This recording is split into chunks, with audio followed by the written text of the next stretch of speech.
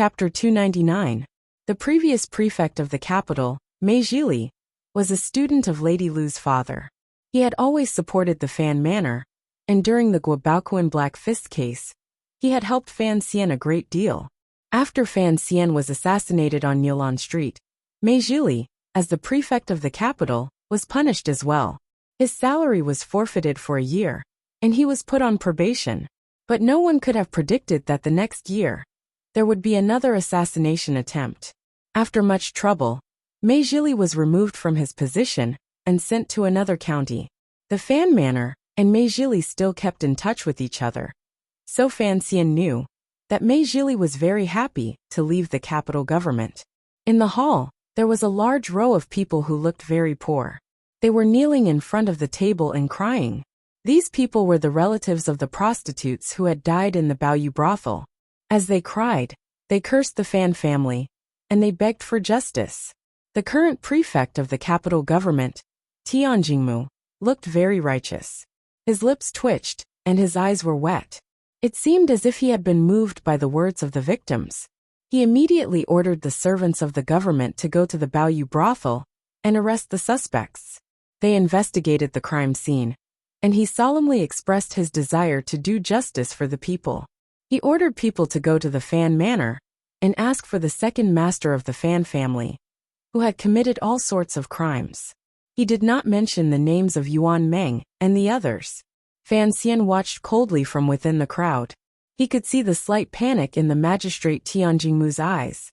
He knew that the magistrate knew that the 3 thugs involved in the murder of the prostitutes were already dead. Fan Xian did not react to the cries of the victims in the hall.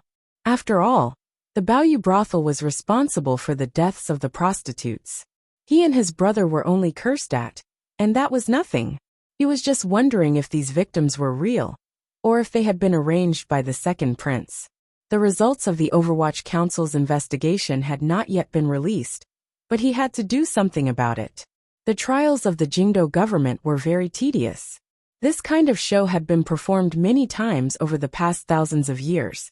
Although the commoners who were watching the excitement still enjoyed it, Fan Xian's mind had already turned elsewhere.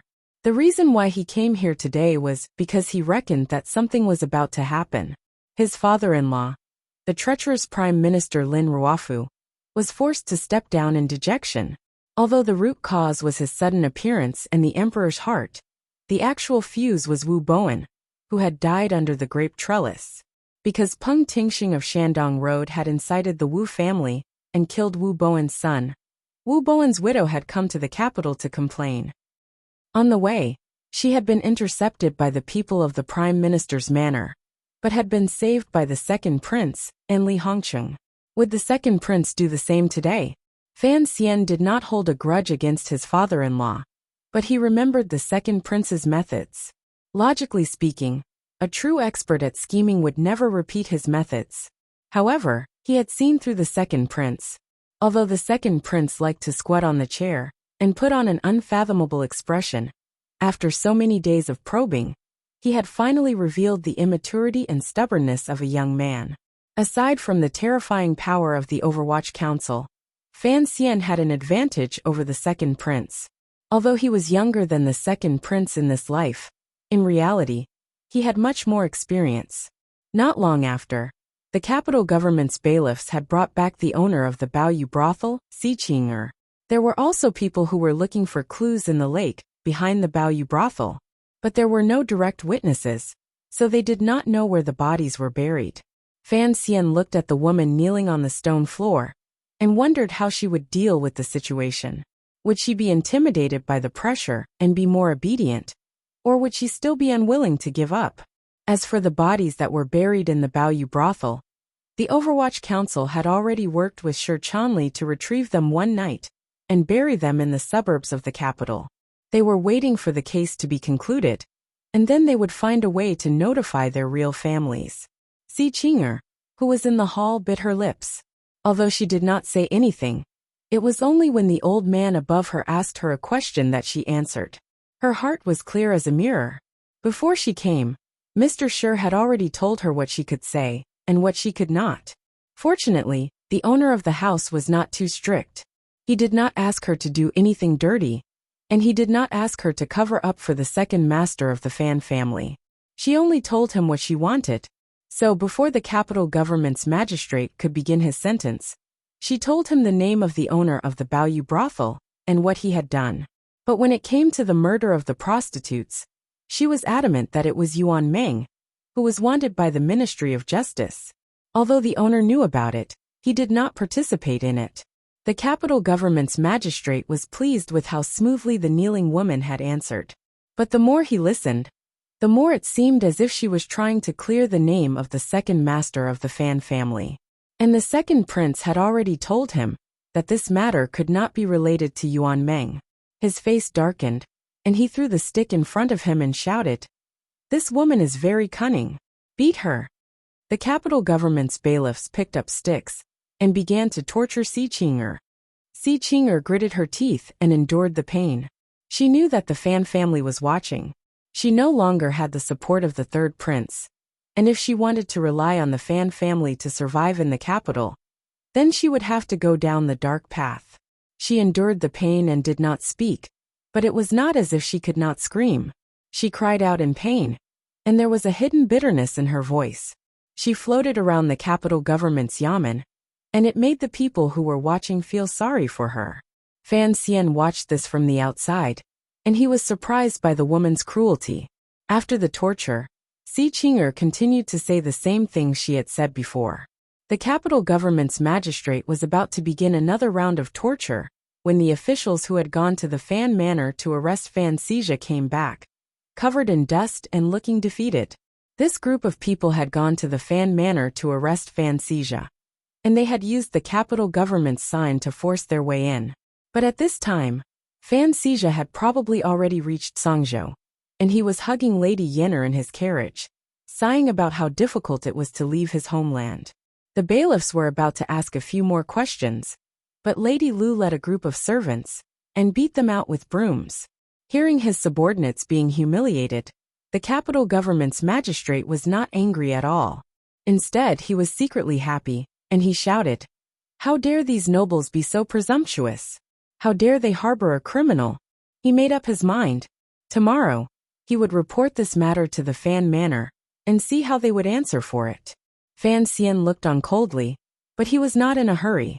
With Lady Lu at home, he knew what his aunt was capable of. How could he have handled this matter without thinking it through?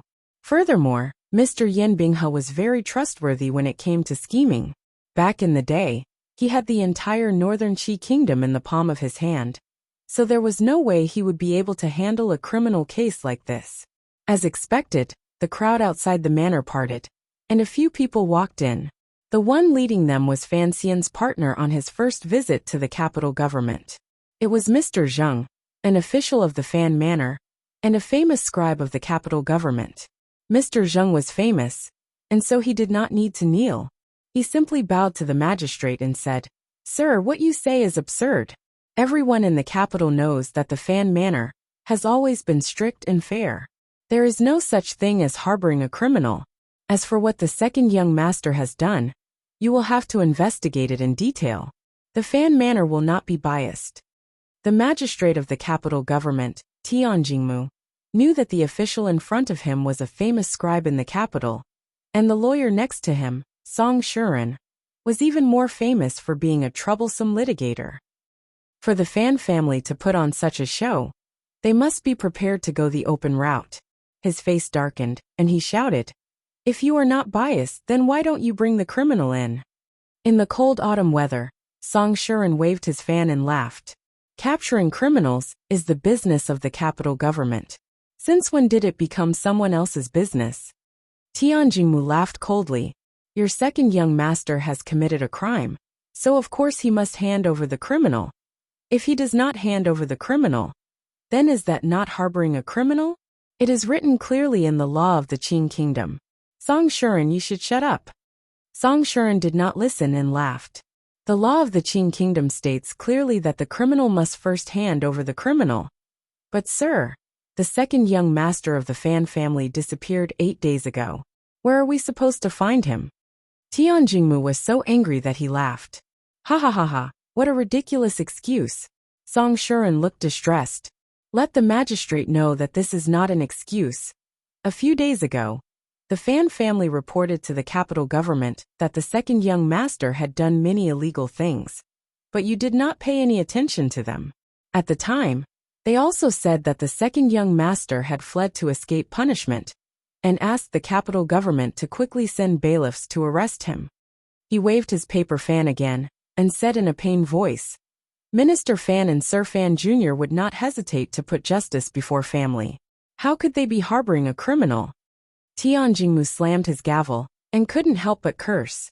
When did the Fan family report to us? And when did they report Fan Xija missing? How come I didn't know about this? Don't even think about muddying the waters, and getting out of this mess. Whether or not there was, please look into the case file, and you will know. Song Shuren put on a fake smile, and cupped his hands in salute.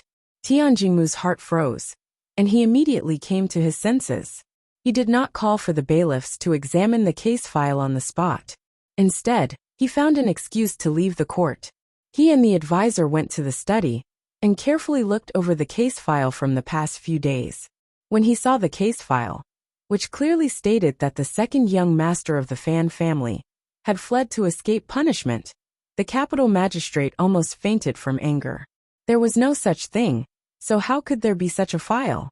The capital government was heavily guarded. Even if the Overwatch Council were to make a move, it would be difficult not to alert anyone. How could the Fan family have such power? To be able to play such a trick without anyone knowing? Tian Jingmu's face was extremely ugly. He knew that there was a traitor in the capital government, but he could not immediately tell whether it was the magistrate or the official registrar who had done this. When Tian Jingmu returned to the court, he was no longer as stubborn as he had been at the beginning. After all, the case file was here, and during the examination, both the magistrate and the official registrar were beside him. Even if he was willing to risk destroying the Fan family's case file, there was no way he could hide it. This way, even if Fan Xija was found guilty, the Fan family had already made the first contribution. The Fan family's second young master had fled to escape punishment, and the Fan family did not purposely hide it. If this continued, how could the Fan family be dragged into this mess? In the end, the emperor would charge the Fan family with lax governance, and cut their titles and salaries. It would be impossible to achieve the results that the second prince had requested. The capital magistrate had a headache, but he was not willing to give up. With a dark face, he continued to fight with the Fan family's large team of litigation masters. The capital government temporarily retreated from the court. Fan Xian knew that they had done enough on the surface. From now on, Fan Xija would become someone who fled to escape punishment. When Fan Xian was truly in power, he would find a way to clear his name, and the Fan family would finally be able to escape. As for the owner of the Baoyu house, Shi Chanli, because he had taken over after the incident, no matter how unreasonable the capital government was, they would not be able to bring him to justice. Fan Xian could not help but laugh. He even talked about the case with a man who was standing next to him. The families of the victims were being led by the bailiffs to a place behind the government to rest. His lips curled up, and he said goodbye to the man and followed them. His eyes glanced at the corner of the street, and under the eaves, there was a man who looked like a scholar. The families of the prostitutes were making their way to the corner of the street, and just as they were about to disappear from the sight of the onlookers, 4 or 5 masked men came out of nowhere. In their hands were shining knives, and these masked assassins danced wildly. Their attacks were ruthless, and they cut down on the bodies of the victims. The streets were filled with cries and wails. The people who were watching the show also shouted and fled in all directions. Fan Xian stood under a large locust tree and squinted as he watched the scene unfold. He was not worried, and in fact, he underestimated the power of the second prince. They were using the same tactic, and their actions were very clumsy. Last time, they succeeded in framing the prime minister because the emperor wanted them dead. The emperor did not want to kill them all, and now they were doing the same thing on the street. Were they not afraid that the emperor would laugh at them for being so simplistic? As for the lives of the victims, Fan Xian was not worried about them. Sure enough, A group of passers-by appeared out of nowhere at the end of the street and directly mixed into the battle. They quickly hid the victims of the murder behind them and faced the killers. Passers-by again, Fan Xian's favorite passers-by. The passers-by were not wielding knives, but were instead wielding spikes specially prepared by the Overwatch Council. With a few moves, they broke through the blades of the assassins and closed in. Their attacks were clean and efficient, and their style was simple and powerful. They seemed to have traces of Sir Wu Zhu. Fan Xian raised his eyebrows. He knew that this was because the true leader of the 6th Bureau, the Shadow, was Wu Zhu's admirer. The assassins sent by the 2nd Prince were actually quite skilled, but compared to the people of the 6th Bureau, their attacks were somewhat redundant. After a short fight, they were utterly defeated. These people instinctively wanted to escape, but the passers-by were like maggots on bones. There was nothing they could do. Clang! Clang! This sudden ambush and counter-ambush came to an abrupt end. The masked assassins fell miserably on the street, their bodies covered with a few miserable wounds, blood flowing everywhere. Fan Xian looked over and nodded. He was very satisfied with Yan Xiaoyan's arrangements. It did not matter if they were left alive, but they could not let these people escape under the watchful eyes of the public. Presumably, these assassins had the Overwatch Council's secret mark on them, so that they could frame Fan Xian. The result of this ambush was also within his expectations. The assassins raised by the princes could only be considered part-time assassins. When faced with the professionals of the 6th Bureau, they would naturally lose miserably. At this moment, something strange happened. In the corner of the street, the scholar who was hiding from the rain under the eaves suddenly floated out and entered the fray.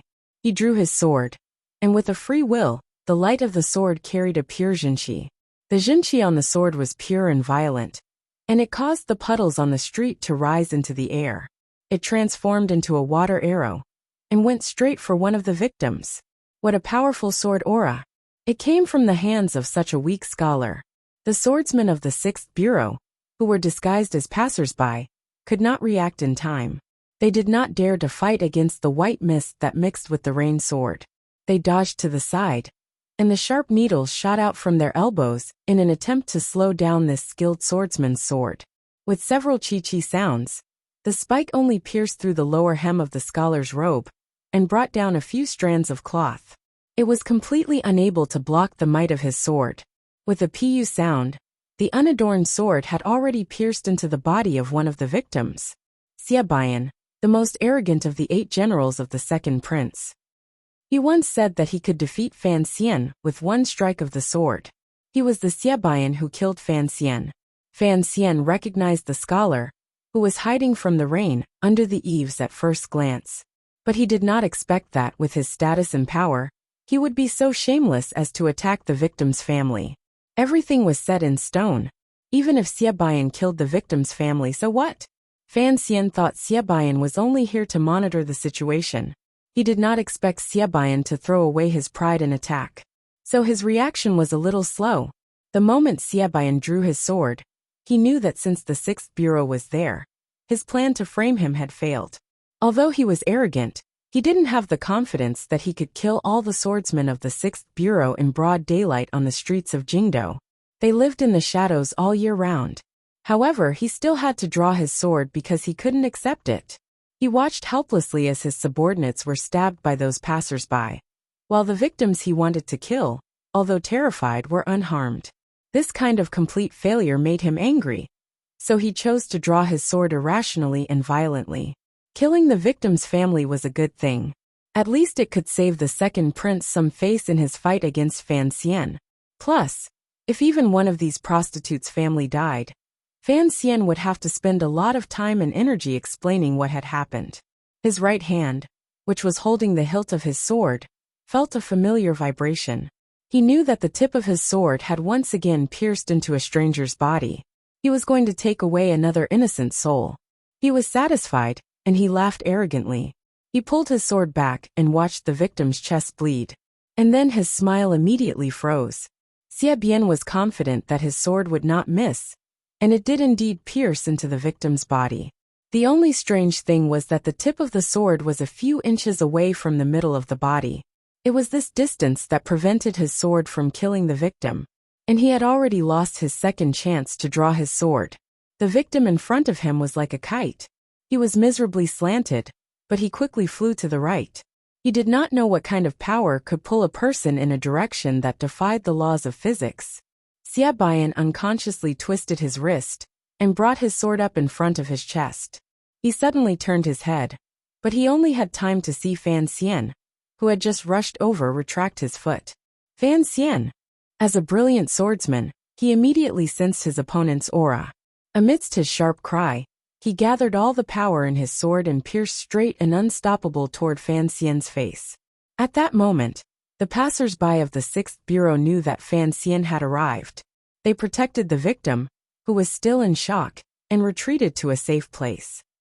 Fan Xian's kick had saved the victim's life, and he had no time to pull out his dagger. He looked at the cold light coming towards him, and he felt the cold air of the sword. He felt as if his eyelashes were going to fall off.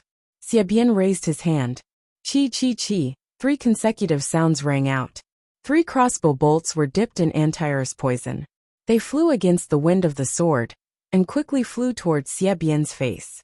The tip of the sword was pointed at Xia Bian's face, and the crossbow bolts were also aimed at his face. The two of them clearly had no interest in competing in the thickest of skin. Fan Xian was silent, and he coldly twisted his body. He used his strong control of his body, and the cold sword brushed past his face. He punched Xia Bian's chest. The punch was full of junqi, and it broke through the air like thunder. If it hit, Xia Bian's organs would be crushed. Xia Bian waved his left sleeve, as if his life depended on it. A cloud appeared, and it brushed away the 2 small crossbows. He wanted to take Fan Xian's life with his sword, but he didn't expect Fan Xian to take such a risk and throw out his terrifying fist. He screamed and cut his wrist. His left hand turned into a palm, and he slapped Fan Xian's fist. There was a crisp crack, and Xia Bian's wrist was broken. Fan Xian! Xia Bian shouted angrily. It wasn't because he was afraid of Fan Xian's junqi, but because when the fist and the palm collided, a faint yellow smoke exploded from between the two. Xia Bian didn't expect Fan Xian to use such a despicable method, even when he had the upper hand. At this moment, the poisonous smoke had entered his body, and his sword power had been exhausted. He was powerless to cut horizontally, and he was in a rush to meet Fan Xian's strange and tyrannical fist. He was wide open, and the last of the 3 arrows pierced into his shoulder. He was poisoned again. Fan Xian! Xia Bian cursed Fan Xian's name for the 3rd time. He knew he had underestimated Fan Xian's power. He forced the junqi in his body to swing his sword to the west, aiming for Fan Xian's throat. It was a vicious attack. Xia Bian's body floated up into the air, ready to jump onto the roof of a house. He wanted to escape from this powerful, yet treacherous master. But how could Fan Xian let him escape? A gray shadow flashed by, and Fan Xian was already in midair. He had Xia Bian's body entangled. He extended his right arm and chopped down on Xia Bian's ankle. This palm knife was a small trick of the coffin breaker. Although it was attacking a corner that Xia Bian didn't care about, it still did a lot of damage. Xia Bian grunted. He felt as if his ankle had been crushed. An unbearable pain spread through half of his body, and it slowed his speed of escape. In that moment, Fan Xian silently made his move. He didn't know how many times he had attacked Xia Bian. The two of them stood on the drizzling street again. They became 2 blurry shadows. One was gray, and the other was black. They tangled together. There was a series of muffled sounds. Xia Bian's body was hit countless times by Fan Xian. Fan Xian had attacked too quickly, and so his junqi hadn't been used. Xia Bian had used his decades of training to withstand the blows, but the tip of Fan Xian's sword was like the wind. It couldn't even touch Fan Xian's body. This reality made Xia Bian feel hopeless. How could Fan Xian be so fast? Xia Bian screamed. He shook his wrist, and his sword became a silver rain to protect his body. Finally, Fan Xian was forced to take a few steps back. There was a thud. Xia Bian's trembling right hand was propped up against the ground. The tip of the sword was stabbed into the puddles of water. It trembled, and a few strange lines appeared on the surface of the water. Looking at Fan Xian, who looked calm, Xiaobayan felt pain in his body. It was as if there were countless knives cutting through his veins. He knew that Fan Xian's attacks had damaged his internal organs, and the poison in his body was starting to take effect. His right leg was about to lose its balance. Facing his opponent, who looked calm, Xiaobayan had lost the confidence to fight. 9. Xiaobayan knew that even if he didn't underestimate Fan Xian, he was no match for Fan Xian. He now had a completely different opinion of Fan Xian's power. He thought about it, and after saying the word 9, the wounds in his body flared up again. He coughed up a few streaks of blood and swallowed the last word. He looked at Fan Xian, and his eyes flashed with confusion. He still remembered when he was in the tea shop outside of the Baoyue brothel. He had boasted that he by himself could defeat Fan Xian. That was built on his confidence in himself and his judgment of Fan Xian. Although this young man, whose surname was Fan, had killed Cheng Jishu on Yulon Street last year, Xiaobayan did not believe that the son of an influential family could have the willpower to truly devote himself to the path of martial arts. He did not believe that he could possess such exquisite and practical killing skills. But who would have thought that such a rich young man had already entered the 9th level? 9th level? Xiaobayan coughed, but he still managed to squeeze out those 2 words. His right thumb moved slightly, and he pressed it against the hilt of his sword. Fan Xian's feet touched the ground, and his entire body shot towards Xiaobayan like an arrow. A black light flashed, and he used his best dagger to cut through the sword Xiaobayan had used to kill himself. At the same time, he mercilessly punched Xiaobayan's temple. Then like a wisp of smoke he retreated. It was as if he had never attacked. Xiaobayan fainted on the street in the dirty rainwater. His body was covered in wounds, and the water splashed everywhere. Fan Xian would not give a loser a chance to express his feelings or pose for a moment before he died. Finally, the bailiffs of the capital government arrived. The capital government magistrate heard the news, and he pretended to be surprised. Seeing the situation, his heart froze. He knew that the second prince's plan had been foiled. Looking at Fan Xian, who was smiling, Tianjingmu did not know what to feel. Someone wanted to kill me. I happened to come to the capital government to listen to my brother's case, and I happened to run into them. Fan Xian's face was calm as he spoke, but his right hand was still trembling. Fortunately, I had a few capable subordinates with me. Otherwise, these people would not have succeeded. Xiaobayan, who had acted on his own, had not succeeded in killing himself. For Fan Xian, being able to obtain one of the 8 generals was a pleasant surprise. The 8 generals of the second prince's manor were not a secret in the capital. Today, so many people saw Xiaobayan assassinate the victim of the murder case. It was a great opportunity for the 8th Bureau to spread rumors. Fan Xian wanted to say thank you to Xiaobayan, who was lying on the ground. The capital government bailiffs took over the watch, and there was nothing else for Fan Xian to do. He did not need to reveal Xiaobayan's identity, as his subordinates would take care of it. I will hand this man over to you, sir. Fan Xian looked at the capital government magistrate with a smile that was not a smile. This man is evil. Please watch him carefully, sir. Fan Xian had no intention of taking Xiaobayan back to the Overwatch Council. Even if he found out that the murder of the victim was ordered by the second prince, if it was the Overwatch Council that found out, it would be much weaker. He handed the unconscious Xiaobayan over to the capital government. He had a dark plan in mind as well. Xiaobayan was handed over alive. If he died in the future, things would become very interesting. The capital government magistrate was a 3rd-rank official, and the Overwatch Council could not investigate him without permission. It was a rare opportunity for Fan Xian to kill him. How could Fan Xian miss it? If he missed it, even Yan Bingyan would scold him for being soft-hearted. In the capital, people had not yet recovered from the shock of what happened. Without a doubt, what happened outside the capital government would become a topic of conversation. In the eyes of the nobles who knew what was going on, the battle between the second prince and Fan Xian was tipping the scales of victory in favor of the second prince. That is, if the emperor did not object, and the palace remained silent. His subordinates, who were disguised as passers-by, guarded Fan Xian as they walked into the manor. One of them saw Fan Xian's trembling right hand, and thought he had been injured in the fight. Fan Xian smiled and said, "It's nothing. I'm just a little excited. It's been a few months since I've enjoyed something like this." This was the truth. The fight with Xia Baiyan had made Fan Xian excited. He seemed to enjoy this sort of work.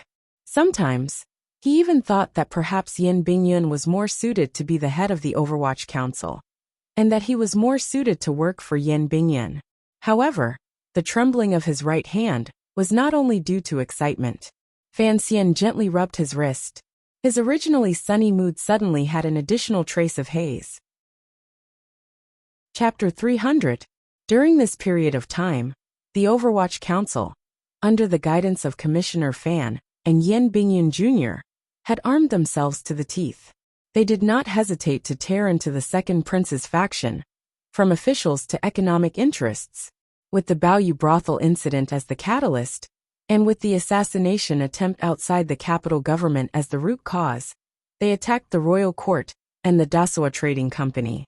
They dug into the deepest recesses of the other party's soul, and with a flash of crafty thought, they pressed forward.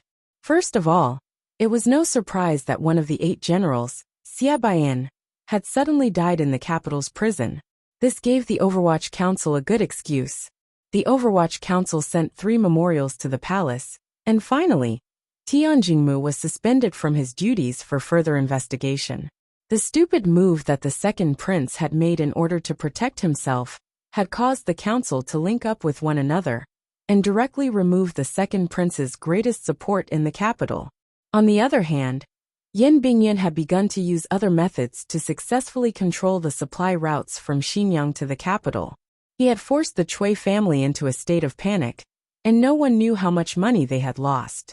They had no choice but to use the funds of the Jiangnan family in order to forcefully reopen the route to the north, which had been cut off by Xinjiang's death.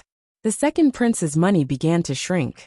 The public opinion was not in favor of the second prince's faction. Although there were experts in the palace, they were not as effective and professional as the Overwatch Council. Compared to the propagandists of the 8th Bureau, the workers sent by the palace to the tea houses and taverns did not have the power to sway the hearts of the people. Although the Overwatch Council was ruthless, the people of the capital were still on the side of the Fan family. They felt that the missing second master of the Fan family had become a scapegoat for the second prince, which was why Fan Xian Jr. was so ruthless. As for Hongcheng, poor Crown Prince Jing, his reputation was even worse. Who told him to have an affair with Yuan Meng? Everyone in the capital knew that next spring, Li Hongcheng was going to marry the eldest daughter of the Fan family. But you ordered Fan Xizha, who was only 14 years old, to open a brothel, and made him take the blame for the murder of a prostitute. Motherf ***. How could there be a brother-in-law in this world who would use his brother-in-law so shamelessly? For a period of time, the second prince's faction was beaten back step by step, be it in the officialdom or in other aspects. Their morale was low, and they had no strength to fight back. The only counterattack they attempted was the imperial censorate, which was under the control of the eldest princess. But the imperial censorate wasted their efforts. All of the actions of the Overwatch Council were carried out according to the laws of the Qing Kingdom, and there was not a single place where they could be used against them. As for the assassination of the 3 witnesses of the Baoyu brothel murder case, it was a headless murder case. Even if someone guessed that it was the Overwatch Council who did it, there was no evidence. The Overwatch Council's attitude toward the assassination was simple and clear. The 3 men had been personally sent by Commissioner Fan's family to the yamen of the capital government. How could they have died outside the capital government? If there was a problem, the biggest problem would be Tian Jingmu, who was on good terms with the second prince. Fan Xian was very satisfied with the results of the battle so far. In any case, the bottom line of the palace was there, and he could not directly chase the second prince out of the capital. As long as he could weaken the second prince to the point where he could no longer threaten him, beat him until he was in unspeakable pain, and vent the anger of the Fan family, that was enough. Up until now, the terrifying power of the Overwatch Council had only been revealed to the public. The reason why this operation was able to go so smoothly was because Chen Pingping had used the transfer order to give all of the authority to Fan Xian. More importantly, Fan Xian's operation had been planned since he was in Shangjing, northern Qi. From summer to autumn, he and Yan Bingyan had been preparing for this for a long time. At the time, the memorials that were presented to the imperial censorate had mentioned the relationship between the second prince and the eldest princess. But last time, the emperor had not released it. This time, because of the Baoiwa brothel incident, Fan Xian had used his anger to bring this matter forward. If the Overwatch Council still could not win this battle, Chen Pingping would probably jump out of his wheelchair in anger and yell at these little bastards for ruining the reputation of the Overwatch Council. The palace remained eerily quiet. All the nobles, including the second prince's mother, imperial concubine Shu, the crown prince of the Eastern Palace, and the empress, seemed to be deaf and blind. They were cautious and did not express any opinions. Everyone knew that this was to see the emperor's attitude. What was the emperor doing? News had come out of the palace. The emperor had invited Jiangnan's Taoist troupe into the palace to perform in a play. At this time, there was a storm in Jingdo, but the emperor of the Qing kingdom still had spare time to accompany the empress dowager and watch a play for a day. Who knew how many baskets of copper coins he had given out? He was indescribably happy and relaxed. Now everyone finally saw the situation clearly. It seemed that the emperor did not think this kind of small matter was worth watching. He did not even bother to lift his eyelids. How could the small fights of young people in the capital compare to the plays performed by famous troops in Jiangnan? The situation was now clear. The court officials, who had maintained a neutral stance, used their sharp minds and suddenly discovered a reality. Fan Xian's emperor's favor had reached a shocking level. Who was Fan Xian's opponent? It was the second prince, the emperor's own son. His Majesty could actually be so impartial. What kind of favor was this? These people did not dare to offend the second prince, so they could only stand even more firmly on the wall. They stuck their feet in the mud and stubbornly practiced the grassroots spirit. They swayed left and right, but they were not willing to casually lean to any side. This reality made the second prince suck in a breath of cold air. He knew that these years, he had quietly developed his power in the court. He could not help but think, could it be that after Fan Xian returned to the capital, Fan Xian had secretly received instructions from the palace to target him? However, the second prince was also a sinister person. He knew that the current situation did not allow him to retreat. Even if he was willing to put aside his pride as a prince and hope to shake hands with Fan Xian a second time, Fan Xian might not be in the mood to do so. Furthermore, the emperor's warm attitude made the second prince know that if he could not defeat Fan Xian, then he could only wait for Fan Xian to knock him down to the ground, just as they had said in the tea shop. Under this strong pressure, the second prince once again reluctantly made his move. The imperial censorate once again impeached Fan Xian. This time, the charges were very real, and the evidence was very solid. In short, it had nothing to do with what Fan Xizha had done, and it also involved the Minister of Revenue Fan Jian. The snow-like memorials were sent to the provinces, completely skipping over the Ministry of Justice and the Supreme Court. They directly asked the Fan father and son to step down and apologize. It was a battle to the death. On this day, dozens of remonstrants put on an even grander display than the last time they had impeached Fan Xian. They knelt straight in front of the palace gate. There was no rain today, and on the greenish-gray square in front of the palace, dozens of red official robes fluttering in the autumn wind were particularly eye-catching. The court elders who came and went from the palace gate could not help but shake their heads and hide behind a corner door, not daring to interfere. According to the laws of the Qing kingdom, officials who were impeached were required to explain themselves. For this impeachment, the Fan father and son had to personally go to the palace to apologize to the emperor, and then explain themselves in court.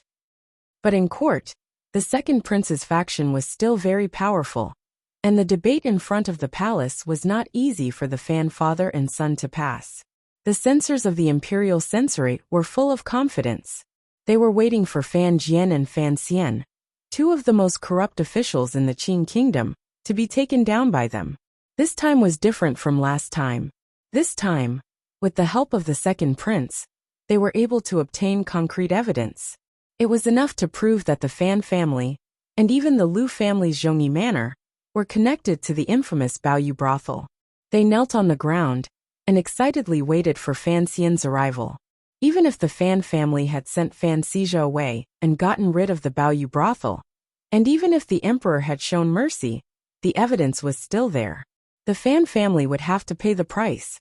They were waiting for the arrogant commissioner of the Overwatch Council to appear in front of them and admit his mistakes, apologize and bow his head. It was not just the Imperial Censorate's censors. Many people were prepared to see how the Fan Manor, or the Overwatch Council, would react in the face of such an aggressive impeachment. Every official wanted to keep their face, and to be bitten by the Imperial Censorate like this was a very embarrassing thing to do. Everyone knew that Fan Xian was a person who placed great importance on his reputation, so the officials were even more interested. Even Xu Wu the scholar was waiting to see Fan Xian's wretched appearance with a heart full of mischief, revenge, or ridicule. But no one expected that when the emperor summoned Fan Xian, he would not come. Not only did he not come, but Minister Fan did not come either. This pair of father and son had a tacit understanding, and shamelessly used the same trick: escape while sick. Hearing this news, the second prince was shocked. He did not expect the Fan family to not only be like a hungry wolf when it came to profit, but when it came to the issue of face, they were also ruthless. They did not even give the second prince a chance to win back some face. Ruthless, this father and son were ruthless. Xu Wu, the scholar, was old and used to hiding in the meeting room outside the corner door and drinking tea. After hearing this news, he spat out a mouthful of tea. He had gone to the Imperial College to play a few games of chess with Fan Xian. Fan Xian had promised to play, but now he had caused such a commotion in the capital. He even said he did not want to eat the pieces. Xu Wu the scholar was so angry at Fan Xian, who was outwardly respectful, but had a belly full of evil tricks. He had hoped to see Fan Xian suffer a setback at the court conference, but he did not expect the kid to say he was sick and not come.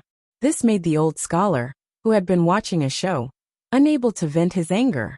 He was very unhappy. The news of the Fan father and son claiming illness reached the palace. The emperor, who was reading the memorials from the counties, was also shocked. He furrowed his brows and did not say anything. The concubines in the rear palace also knew of this matter. They laughed and scolded that this child of the Fan family was a troublemaker. He did not know how to make the emperor less annoyed. They also did not know how Yi Chun had married such a husband. At first he had seemed full of poetry. Now, he was a disgruntled scoundrel. The ones who were most disappointed were the Imperial Censorate kneeling outside the palace gate. Since the other party claimed illness and did not come, no matter how murderous they were, there was no point of resistance. Their hearts were empty, and they felt very uncomfortable. They left dejectedly. Even the brown official robes they wore hung weakly around their bodies. They could not be bothered with the teasing of the autumn wind. People grew up eating grains, and were not invincible. How could they not be sick? But for the Fan father and son to fall sick so coincidentally, and for the illness to come so suddenly that they could not get out of bed, it was a bit too strange. Especially since Fan Xian was the direct disciple of Fei Jie of the Overwatch Council. Although he did not practice medicine, even the royal doctors in the palace knew of his methods. How could he suddenly fall sick? Not only did the officials in court not believe it, but the people of Jingdo did not believe it. In fact, even the ladies in the palace, and the emperor on the dragon chair, did not believe it. So after the court meeting ended, the palace guards led the royal doctors, led by Eunuch Hong, who rarely left the palace, in a grandiose manner to Fan Manor. They sent an edict to express their condolences, and at the same time, to see what illness the father and son had. Many of the manor's spies followed this procession. Because everyone thought the Fan father and son were pretending to be sick, they unconsciously thought that in order not to go to court and make a fool of themselves, they had offended the emperor. It was a small crime of deceiving the emperor. It was extremely stupid and extremely arrogant. The second prince also did not understand this matter. He was a prince and had grown up in the palace. Of course, he knew Eunuch Hong's methods. No trick of pretending to be sick could be hidden from the sickly old eunuch. Fan Xian really was sick. This news was confirmed by Eunuch Hong. The emperor had no follow-up measures to prove it. It spread to every corner of the capital. No one suspected that Fan Xian was pretending to be sick. Although Minister Fan had only occasionally caught a cold, Fan Xian really was bedridden. His body was very weak. At the critical moment of the Overwatch Council and the Second Prince's battle, Fan Xian had unfortunately fallen ill. This reality made many people feel a very strange emotion. Would the situation in Jingdo change because of this? After all, a similar situation had occurred in history before. When the Northern Wei Kingdom's emperor was investigating the illustrious Zhan family, the reason he was able to succeed was because the famous general Zhan Qingfeng, had diarrhea for 3 days. Although history was ridiculous, it was very real. Don't worry about anything. Fan Xian frowned. He looked at Mu Tai, who was sitting in front of his bed, and said, "Just listen to Master Yan's arrangements." After returning from the capital government, he had fallen ill. Although it was not serious, after the battle with Xia Baiyan, he began to lose control of his Jinqi. It was running around in his body, forcing him to spend more time meditating. His pale complexion and strange pulse had successfully fooled the mysterious Eunuch Hong. Chapter 301. In the second half of the autumn night, the moon had gone down, and the sun had not yet risen.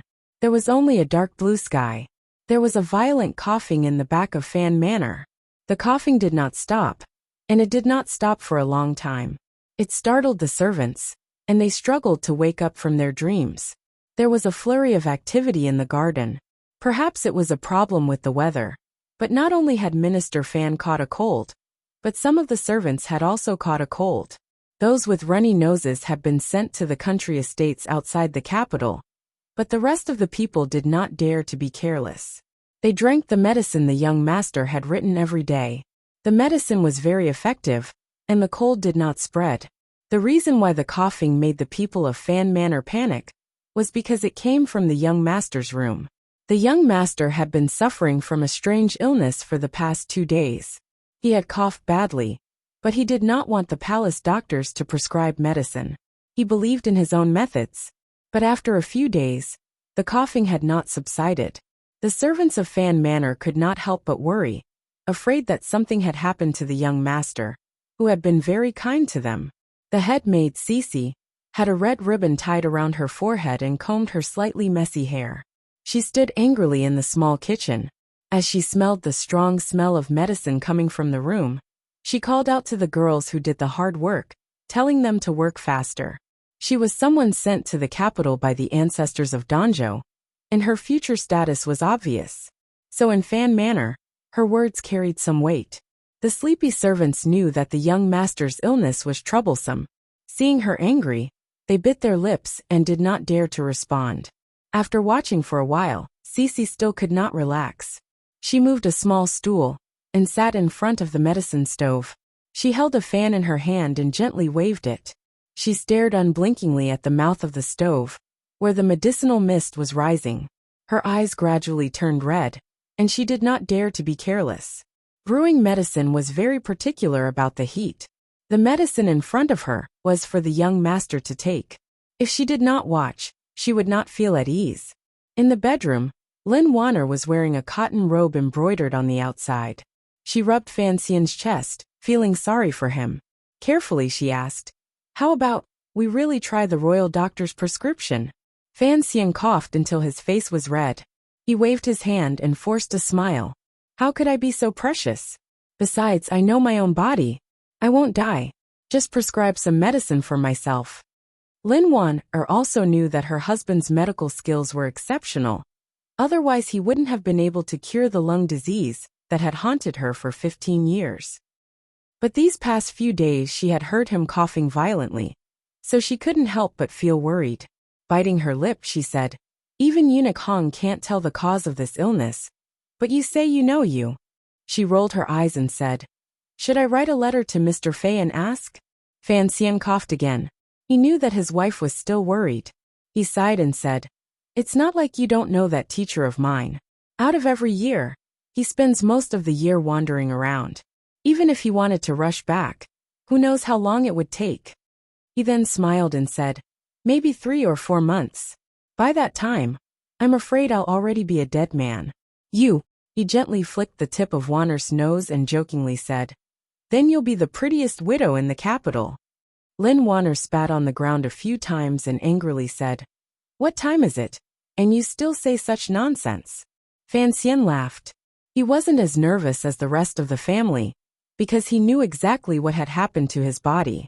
The medicine he was brewing right now was only to help him calm his heart and clear his mind, relax his lungs, clear his meridians, and stabilize his condition. As for the real cause of the illness, he would have to rely on himself to fix it. As he spoke, he comforted Wanner a bit, and then carefully placed his right hand under the blanket. His right hand would occasionally tremble.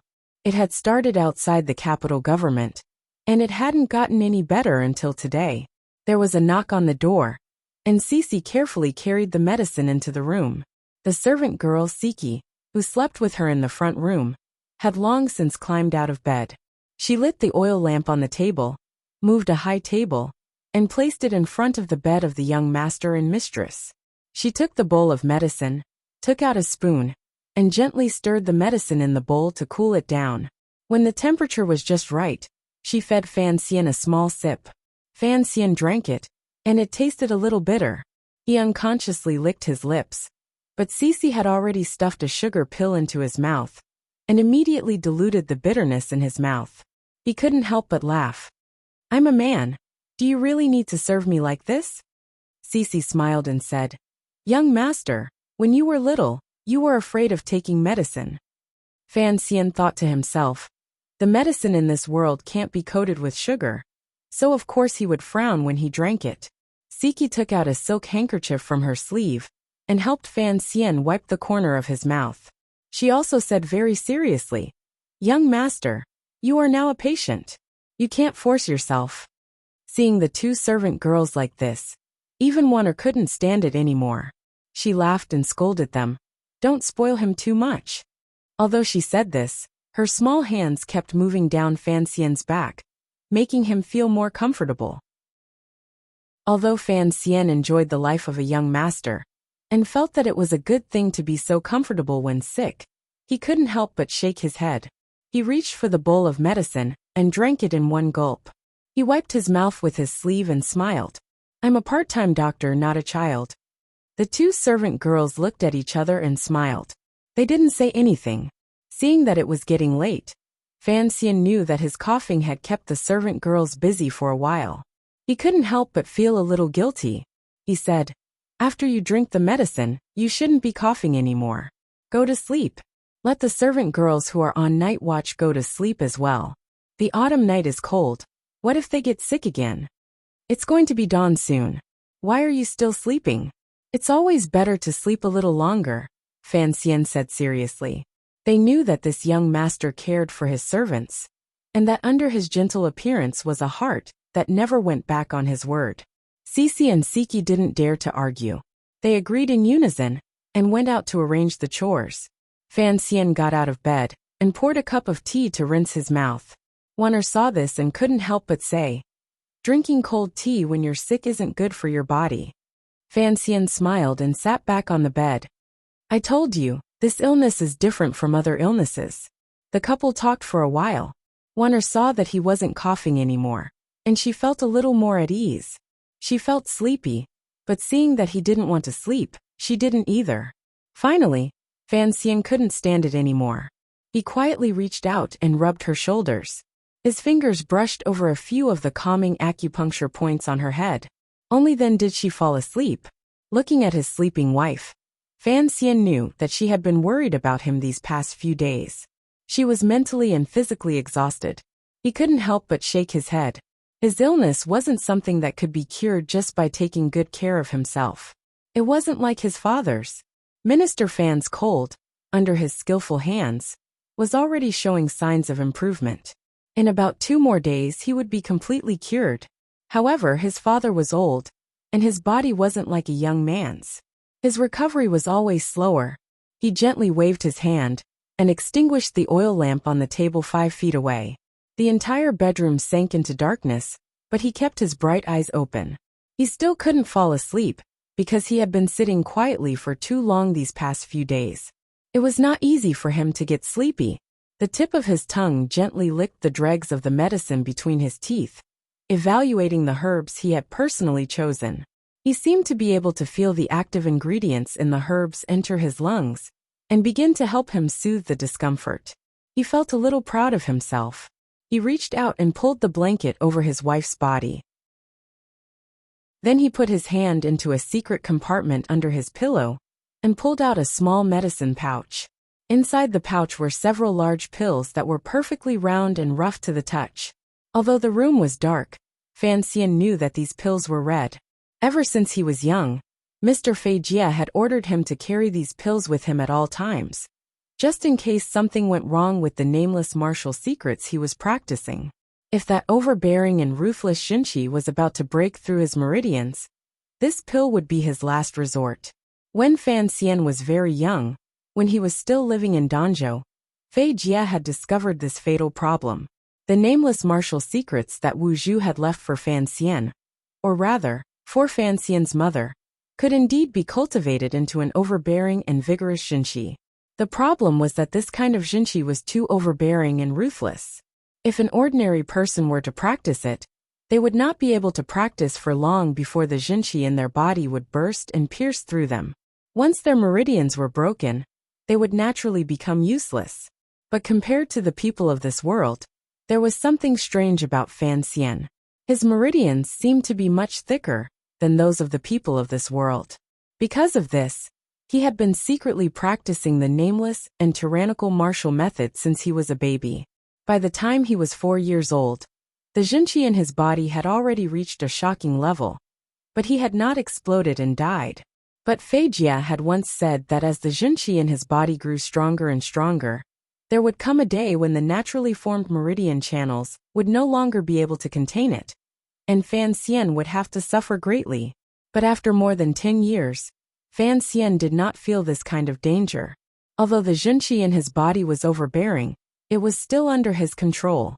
Especially after the age of 12, when he finished practicing the first volume of the nameless martial secrets, the storm-like Jinshi in his body suddenly stopped. It was completely tamed and did not affect him in the slightest.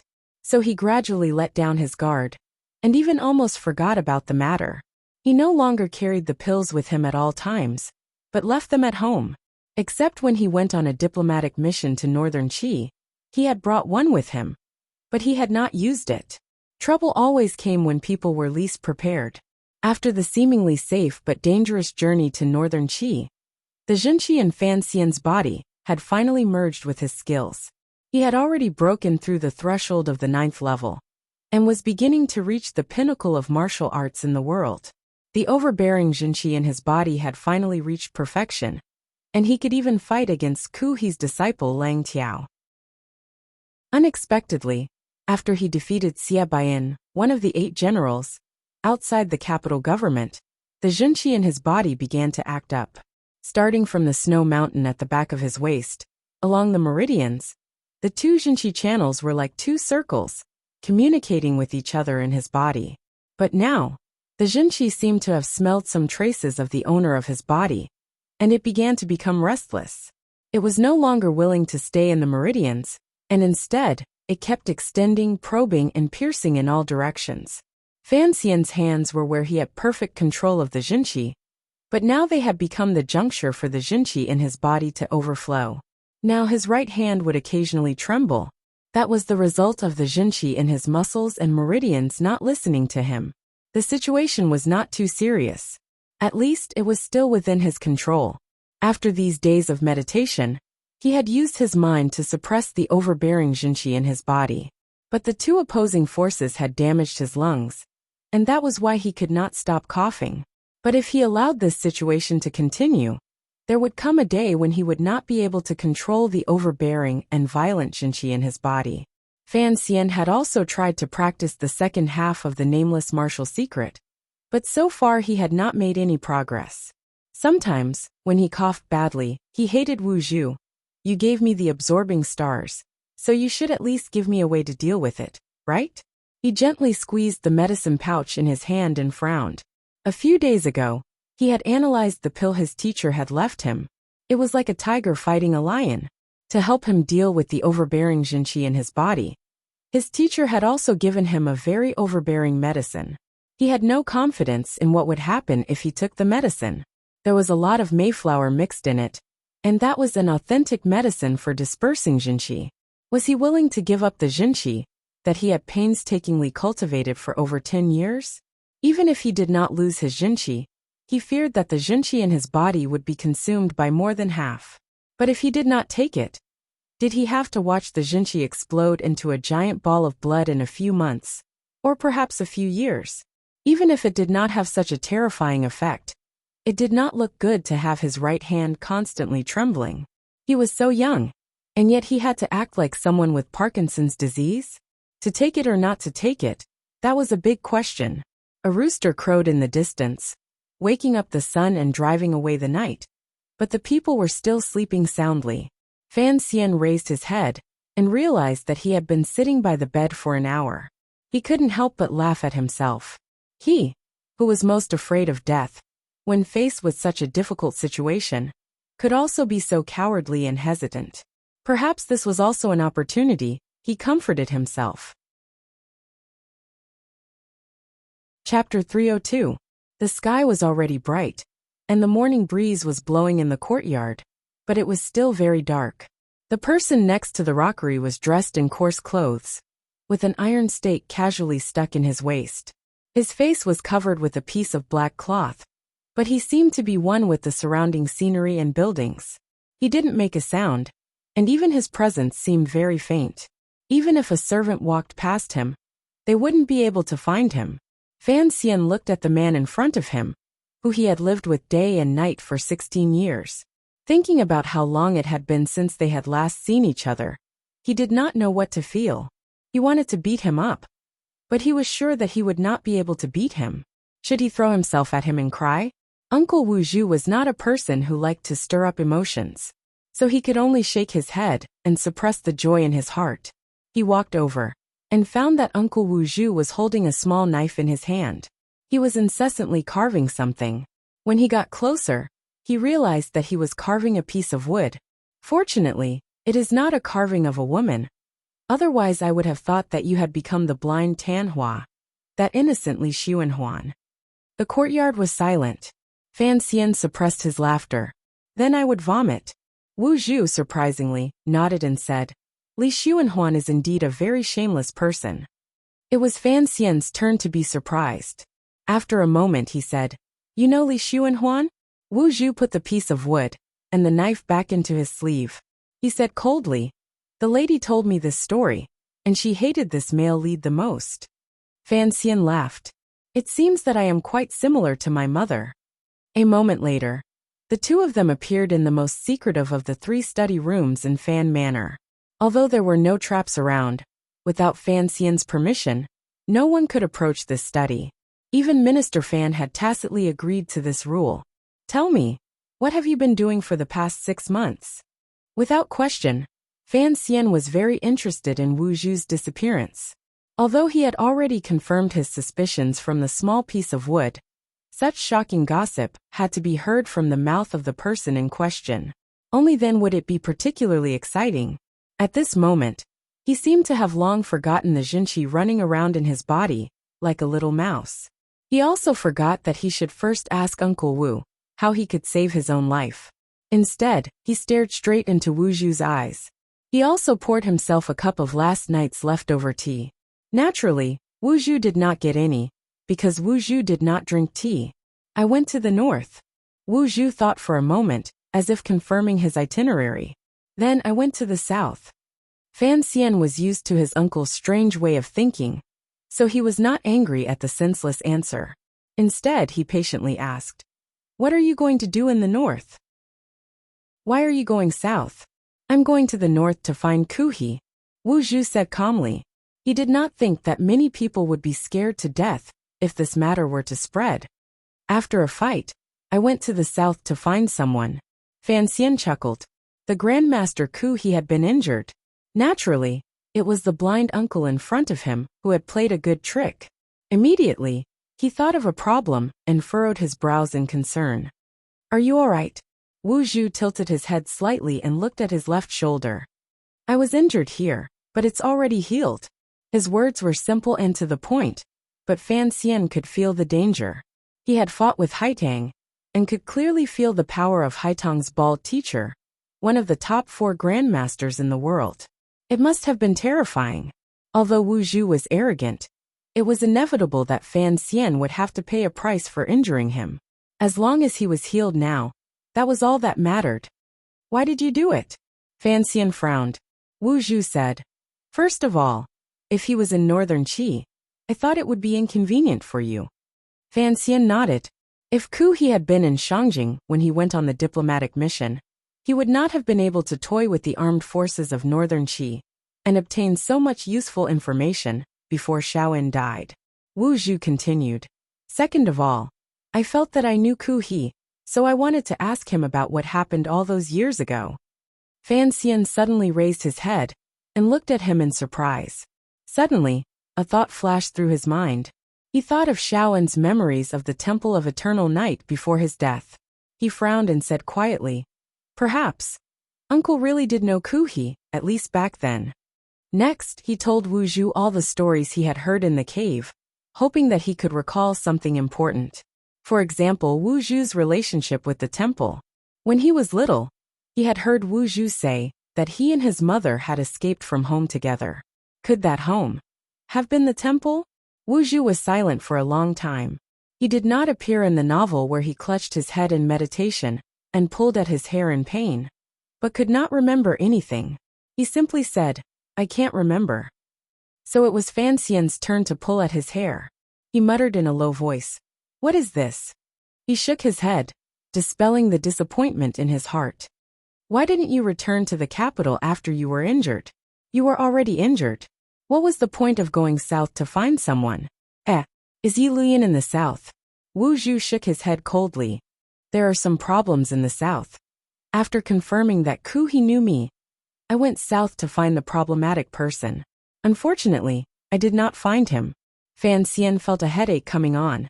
For the past 6 months, he had been in the north and south, and it seemed that his uncle had not rested much. He had played a pantomime with the imperial advisor of northern Qi, and then he had gone south to find his family. But if Ku he knew Wu Zhu, yes, Shaoan had said that Ku he's current fortune could not be separated from the trip to the temple all those years ago. At the time, he knew his mother, but at the time, his mother and Wu Zhu were not together. There was a problematic person in the south. Then who was it? Fan Xian's mind spun quickly. He immediately thought of the case he had received in Shangjing. A cold-blooded serial killer had appeared in the south of the kingdom of Qing. Yan Bingyan took this matter very seriously and was prepared to mobilize the emperor's personal tiger guards to go find him.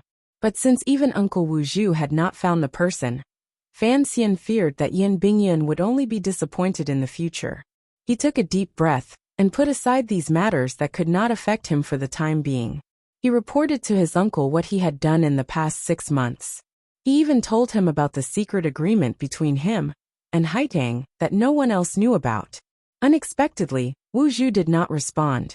Fan Xian had known since he was a child that Wu Zhu would never praise him, but he had done so many things. He had even killed Shaoan and beaten the second prince so miserably. Surely Wu Zhu would respond, as if he were listening to a story? As if sensing that Fan Xian was a little unhappy, Wu Zhu thought for a moment and said something to explain. It's just a small matter. Well, the struggle between him and the second prince, in the eyes of people like Wu Zhu and the emperor, was not much different from a child's quarrel. As for the secret agreement, perhaps the emperor would be interested, but Uncle Wu Zhu would not care. Fan Xian understood this and could not help but laugh at himself. He stretched out his right hand and said, My hand has been shaking a lot lately. You have to take a look at it. Knowing that the Jinqi in Fan Xian's body was showing signs of going berserk, Wu Zhu was still inhumanly calm. I've never practiced it before. I don't know what to do. Fan Xian finally lost his mind when it came to matters of life and death. He lowered his voice and roared. There's not even the slightest safety factor. I was just born, and you made me practice it. What if I died? The lady said it was the best. Wu Zhu replied coldly. And someone has practiced it before. Of course someone has. Fan Xian bluntly pointed out the loophole in his uncle's words. Wu Zhu did not hide anything. There's not much of a problem. At most, your Jinqi will completely dissipate, and you will become an ordinary person. Unless you're stupid enough to give up your so-called Jinqi at the last moment. Fan Xian was angry. You're a monster. Of course you don't know how important Jinqi is to ordinary warriors. If I lose the tyrannical Jinqi in my body, I won't be able to defeat Haiteng Duo. There are so many enemies in the world who could destroy me at any time. So what do I do now? He raised his slightly trembling right hand and said angrily. Am I supposed to let it keep shaking like Wu Mingda? Right now it's just my hand shaking. When the Jinqi in my body thickens, I'm afraid even my butt will shake. Wu Zhu raised his head. The black cloth over his eyes seemed to be coldly laughing at Fan Xian. If you don't practice it, your Jinqi will naturally not increase. His words woke Fan Xian from his reverie. Fan Xian had long since become accustomed to meditating and practicing martial arts twice a day. He had never thought about stopping. Now he realized that before he found a solution, the first thing he should do was stop practicing the tyrannical Jinqi of the nameless martial formula. Although the Jinqi in his body would naturally develop and grow during battle, it would be slower than feeding it every day. He nodded and sighed. That's all I can do. Let the big bang come a little later. Wu Zhu suddenly said. Fei Jia left some medicine for you. Fan Xian was surprised. He hadn't expected Wu Zhu to remember something from his childhood. He nodded and explained. That medicine was a bit tyrannical. I was worried that if I took it, my internal energy would dissipate. Wu Zhu lowered his head, as if remembering something. He suddenly said, It should work, although it can only cure the symptoms. At this moment, Fan Xian did not dare to completely believe his uncle's words. After all, this deadly nameless martial secret had been carelessly thrown to the side of his pillow. He smiled bitterly and said, We'll talk about these things in the future. First, let's talk about you. Uncle in the future. Before you go missing, can you tell me first? Is that necessary? Wu Zhu asked seriously. Yes. Fan Xian nodded. On the way to Northern Qi, I always thought you were with me. And so was the chest, so I was brave enough to bully Haiteng Duo. I didn't think you would be there. Doing something like that could kill someone. Wu Zhu hesitated for a moment. Oh, I know. Fan Xian let out a sigh of relief. Ever since he was a child, he was used to Wu Zhu staying close to him. For example, in the carriage, in the grocery store, on the cliff by the sea. After entering the capital, Wu Zhu spent less time by his side. Although he was strong enough to protect himself, he knew that as he progressed in this world, he would face more and more challenges. Having an uncle like Wu Zhu by his side made him feel that the world was a piece of open land, and he felt much safer. I plan to move out. Fan Xian coughed lightly. Living in the backyard is a bit inconvenient. There are too many people, and you can't live with us. Wu Zhu tilted his head. He was confused as to why Fan Xian wanted to move just for him. Wanner hasn't met you, uncle, Fan Xian said seriously. You are the closest person to me. You have to meet my wife. Wu Zhu slowly said, I have. She hasn't met you. Fan Xian smiled bitterly. And you're always floating outside the manor by yourself. I don't even know where you live or what you do. This kind of feeling makes me, a bit uncomfortable. Wu Zhu tilted his head again. He seemed to understand what Fan Xian was trying to say. The corners of his lips twitched, but he still didn't smile. He slowly said, You deal with it. But I don't want anyone other than your wife to know that I'm by your side. Fan Xian nodded happily. Then he thought of something and said awkwardly, Not even Ruorwo? I've always wanted to let her see you. No. Wu Zhu coldly said, That's it. Go do what you need to do. Pretend I never came back. Fan Xian sighed. Hearing the faint sounds of people getting up, he walked out of the study, rubbing his wrists. In the study, Wu Zhu's face, which seemed to be eternally expressionless, finally broke into a smile that only appeared once every 500 years. And this time, the smile seemed to be joking, as if he was making fun of Fan Xian for not knowing something. In the autumn garden, the grass was covered with white frost, and the sun was warm and soft in the sky. Fan Xian was wrapped in a thin quilt, lying on a soft couch in the garden. He was resting, occasionally coughing, but he was much better than he had been the night before. There was a swing in the corner of the garden, and a few brave maids were swinging it. Their light-colored dresses bloomed like flowers on a small board tied to a long rope. Next to the swing, Cici and Siki, the two maids, watched with great interest. Their faces occasionally showed envy, but they were too proud of their status to step onto the swing and show off their skills. Fan Xian squinted as he watched the girl on the swing. Her dress spread out like a flower, like a parachute from his previous life. The waxy trousers under her dress flickered in and out of view. He couldn't help but think of a movie called Peacock. A hand reached out from the side and fed him a thin black date. The date was very light, and it was carefully cut, very much to his taste. He chewed it 2 or 3 times and said in a muffled voice, "Why aren't you taking care of your father? Why are you here?" Wan-er and Ruoro sat on either side of him, taking care of this unconscious patient. Ruoro smiled and said, "I get bored staying in my room all the time. Brother is sick, and yet he's in the mood to come to the garden and watch the maids play on the swing." Wan-er laughed and said, "He's not here to watch the swing. He's here to watch the people on the swing." Fan Xian didn't bother to explain. He laughed and said, "Watching the scenery, you have to bring the people with you." He then shouted, "Cici, don't be a little wife. If you want to swing, go ahead and swing." These words could easily be misunderstood. After he said them, he was stunned. Fortunately, the girls next to him didn't understand. He was the only one smiling awkwardly. He coughed to hide it, and suddenly thought of something. He asked Wan-er, who was next to him, "The autumn is getting colder. Look, the chrysanthemums in the garden are all a bit frozen. Last time, the palace said they were going to hold a chrysanthemum viewing party in the suburbs of the capital. Why haven't there been any news yet? When the first snow falls, even if we want to see them, we won't be able to. Are the people in the palace not afraid of disappointing them?" Wan-er rolled her eyes and smiled. "It's a bit later than last year, but the news is that they're going to the floating temple to see the golden chrysanthemums. Those chrysanthemums are very cold resistant, so they shouldn't be afraid." Fan Xian couldn't help but shake his head. He knew that the delay of the chrysanthemum viewing party had something to do with the recent excitement in the capital. Over the past 2 days, the situation in the capital had been settled. Although many people thought that at this time, he had to pretend to be sick in order to keep the second prince in check. But he knew in his heart that the Overwatch Council didn't need him to worry too much. All the plans had been made, and with Yen watching, he had a good grasp of the situation. There shouldn't be any problems. His body was a bit better, but he still pretended to be sick and refused to go to court. He also refused to go to the first bureau or stay in the council. He just hid in the garden of his home and pretended to be a patient in the capital. It was like watching a play, watching the second prince worry. Higher. A bit higher. Fan Xian hid on the soft couch, with his wife and sister serving him. He watched as Cici, full of courage, swung higher and higher on the swing.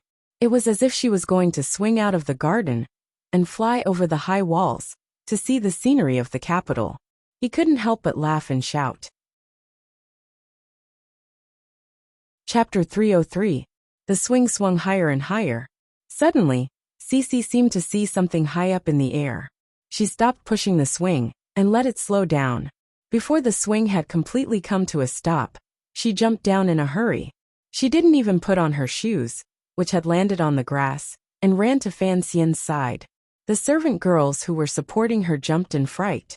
Siki was about to make fun of her, but seeing her expression, he wisely kept his mouth shut. Even the 3 masters on the other side felt depressed, wondering if this young lady had gone crazy. Why was she so panicked?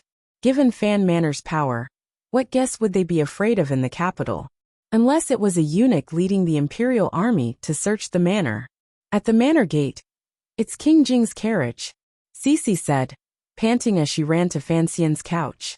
She rubbed her heaving chest. Fan Xian was startled, but immediately came to his senses. He jumped up from the couch and shouted, "Retreat!" As he ran to the back of the garden, he didn't forget to turn around and praise Cece. Clever girl.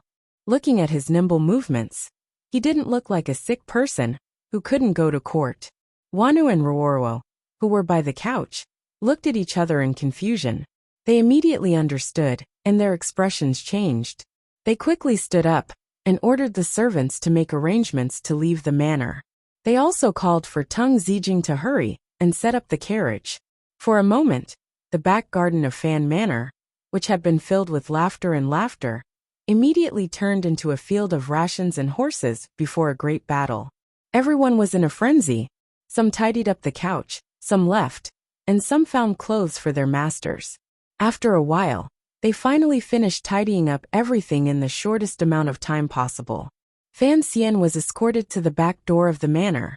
At this time, Tung Zijing had also personally pulled the carriage to the door. He's still sick, so he has to hide everywhere.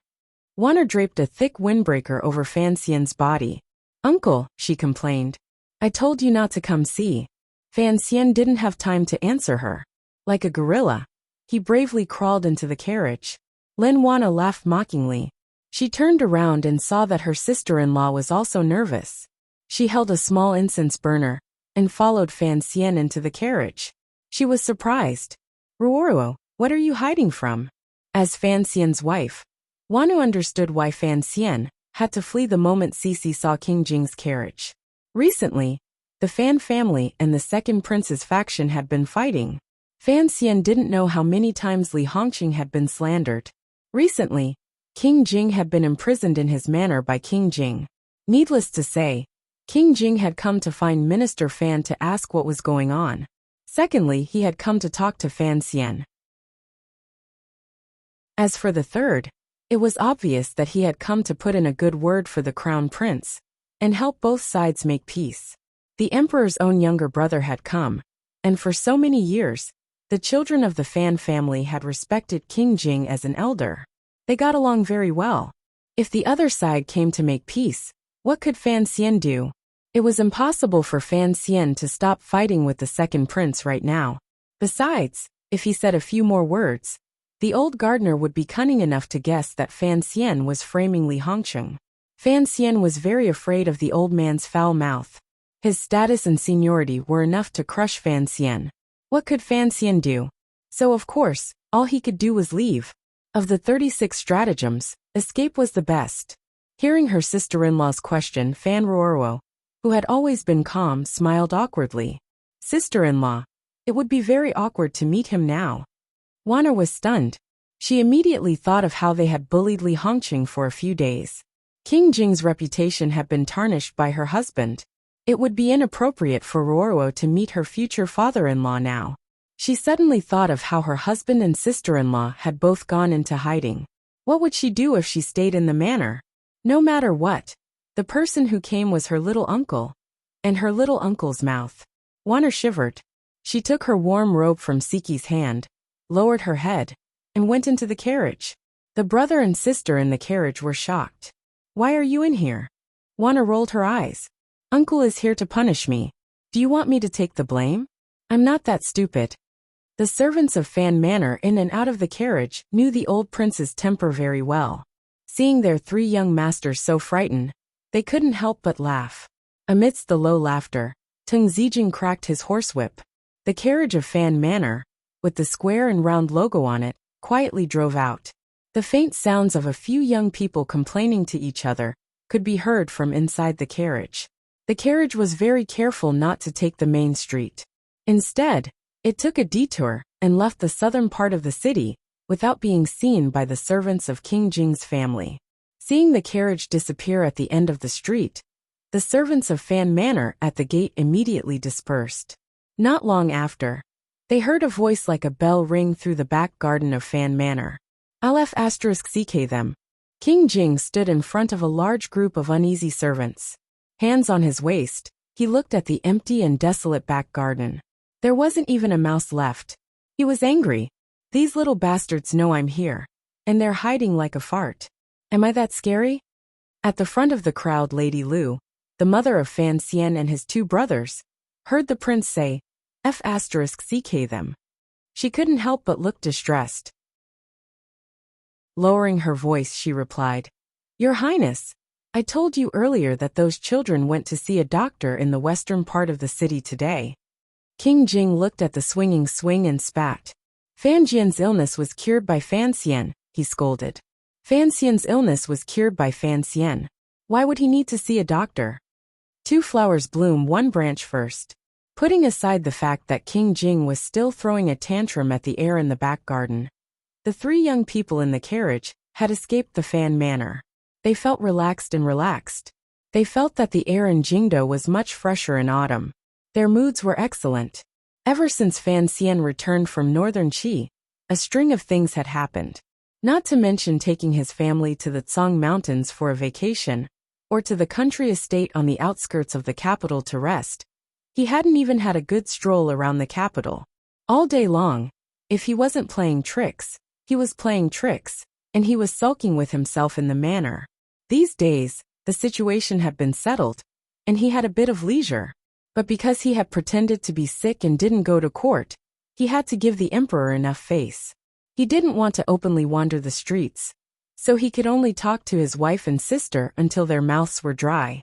Fortunately, King Jing had come today, and Minister Fan wouldn't be angry at Fan Xian for running away. This gave the three of them a chance to sneak around the capital. Sitting in the carriage, Fan Xian parted the curtains a little. Together with the two girls, they greedily looked at the scenery and people on the street. The stalls selling snacks were constantly yelling, and there were some selling strange things on the corner of the street. It was all peaceful. Warner pouted. We're out, but it's not convenient to get out. Are we going to just stay in the carriage? Ruoro frowned. It's not convenient for you to show your face in public. She suddenly said, But you can disguise yourself, right? Fan Xian laughed and said, Even if the people in the capital don't recognize me, do you think they can't recognize the two flowers in the capital? Even though they knew he was lying, Warner and Ruoro still felt a bit happy. Girls were easy to please. Let's go eat at Isher Tavern. Warner was a bit bored, so she suggested, Let's find a quiet room on the third floor. No one will see us there, and we can enjoy the scenery. Coincidentally, the carriage had just passed by Isher Tavern. Fan Xian looked out the window, and suddenly thought of the first time he went shopping after coming to the capital from Danzhou. It was at Isher Tavern with his sister and brother. He couldn't remember what they talked about, but it seemed to have something to do with strength of character. But he did remember giving Guo Baoquan a black fist, and buying a pirated copy of Story of the Stone from a friendly middle-aged woman downstairs. The Guo family had already been brought down by him. The Minister of Rights, Guo Yu, had been hanged in prison for the spring examination case. But the case hadn't implicated him, so he didn't know where Guo Baoquan had gone. He didn't answer Warner's question. Instead, he said with some regret, Isher Tavern, why are there no more booksellers downstairs? Ruoro looked at him and said quietly, After my brother opened Danbo bookstore, Fan Xizha went to find some people, so the authorities have been stricter. There are fewer booksellers in the capital now. Fan Xian was a bit surprised. And then he remembered that his brother had once said that he would use both black and white to break the business of those who sold pirated books. Thinking of this, he naturally thought of Fan Xizha, who was now heading north. He said unconsciously, Xizha should be in Shangjing by the beginning of next month.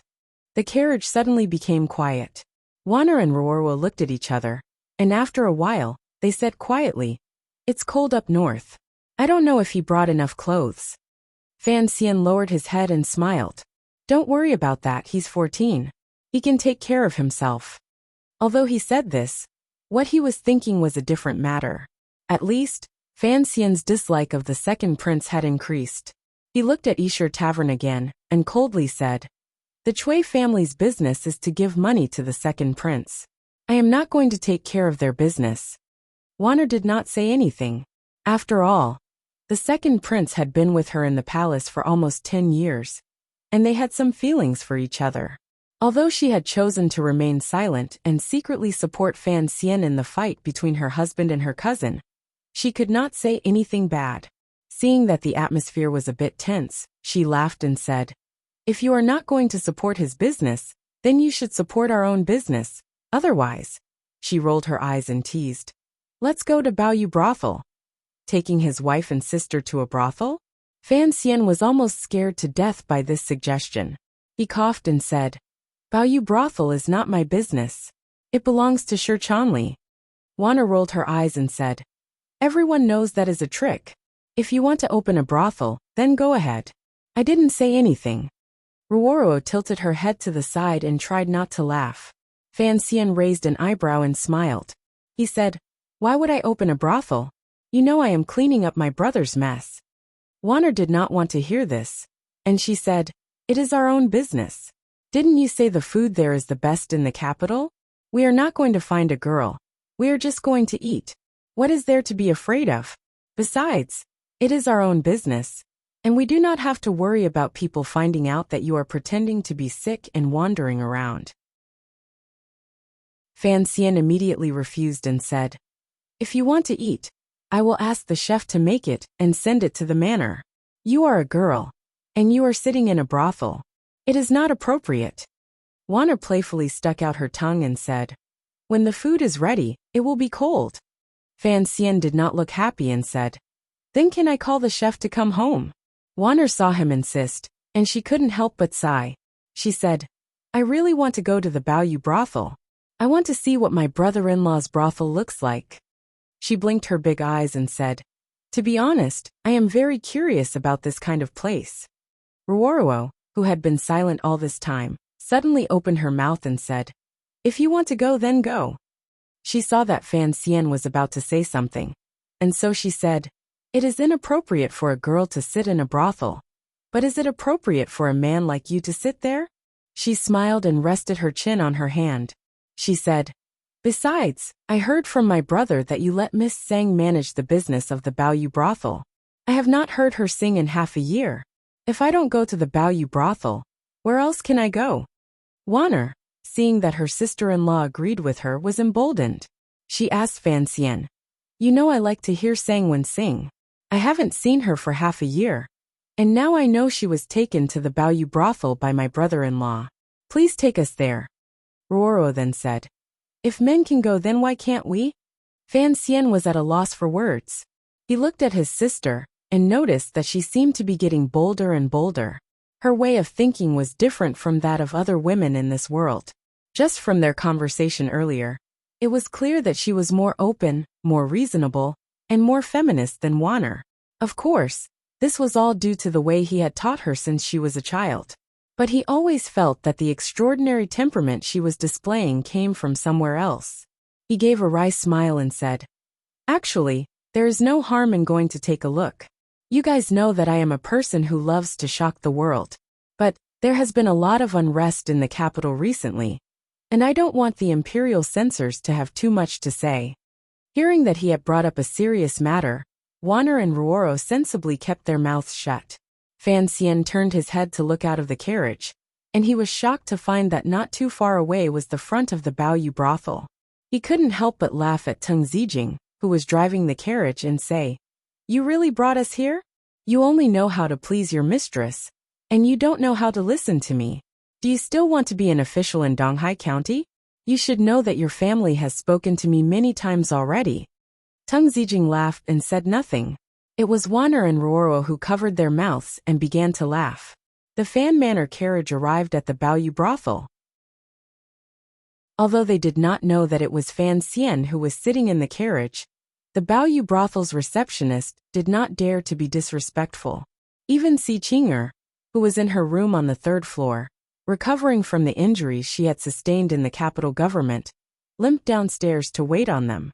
When she saw that it was Commissioner Fan, who was rumored to be seriously ill, Si Qinger couldn't help but be shocked. To be able to see the legendary young procuress, the two noble ladies in the carriage were pleased. But they were disappointed to find that Sangwon was not in the brothel.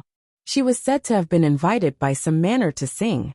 Without this excuse, Fan Xian would not have allowed them to go to the Baoyu brothel. But he was a little puzzled. Sangwon was now a free woman, and she had secretly joined the Overwatch Council. She did not need to care about the feelings of the nobles in the capital.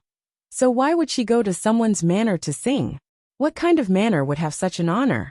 The carriage left the Bayou brothel, and seeing the two disappointed ladies, Fan Xian smiled and said, "If you are out to have fun, you should be happy. The Bayou brothel is not the most luxurious place in the capital, and the food the chefs here make is not the best." Before he finished speaking, Warner cut in and said, "Don't try to lie to us. The Bayou brothel is very famous. If you want to say it is not the best, then you have to say it is in the palace." She giggled and said, "I don't mind going into the palace to see those concubines. I haven't seen them for a few days. But husband, aren't you afraid that His Majesty will be furious when he sees you pretending to be sick in the palace?" Fan Xian smiled and pinched her nose, saying, "Don't curse me. I will take you to a place that is more comfortable than the palace. The food they make here is better than the chefs in the palace." The two ladies were shocked and thought to themselves, "Everything under the sky belongs to the king. How could there be a place more luxurious than the palace?" Even if the salt merchants had the power to do so, they did not have the guts to violate the rules. The carriage drove out of the south gate of the capital, and when it reached the outskirts, the people on the road became sparse.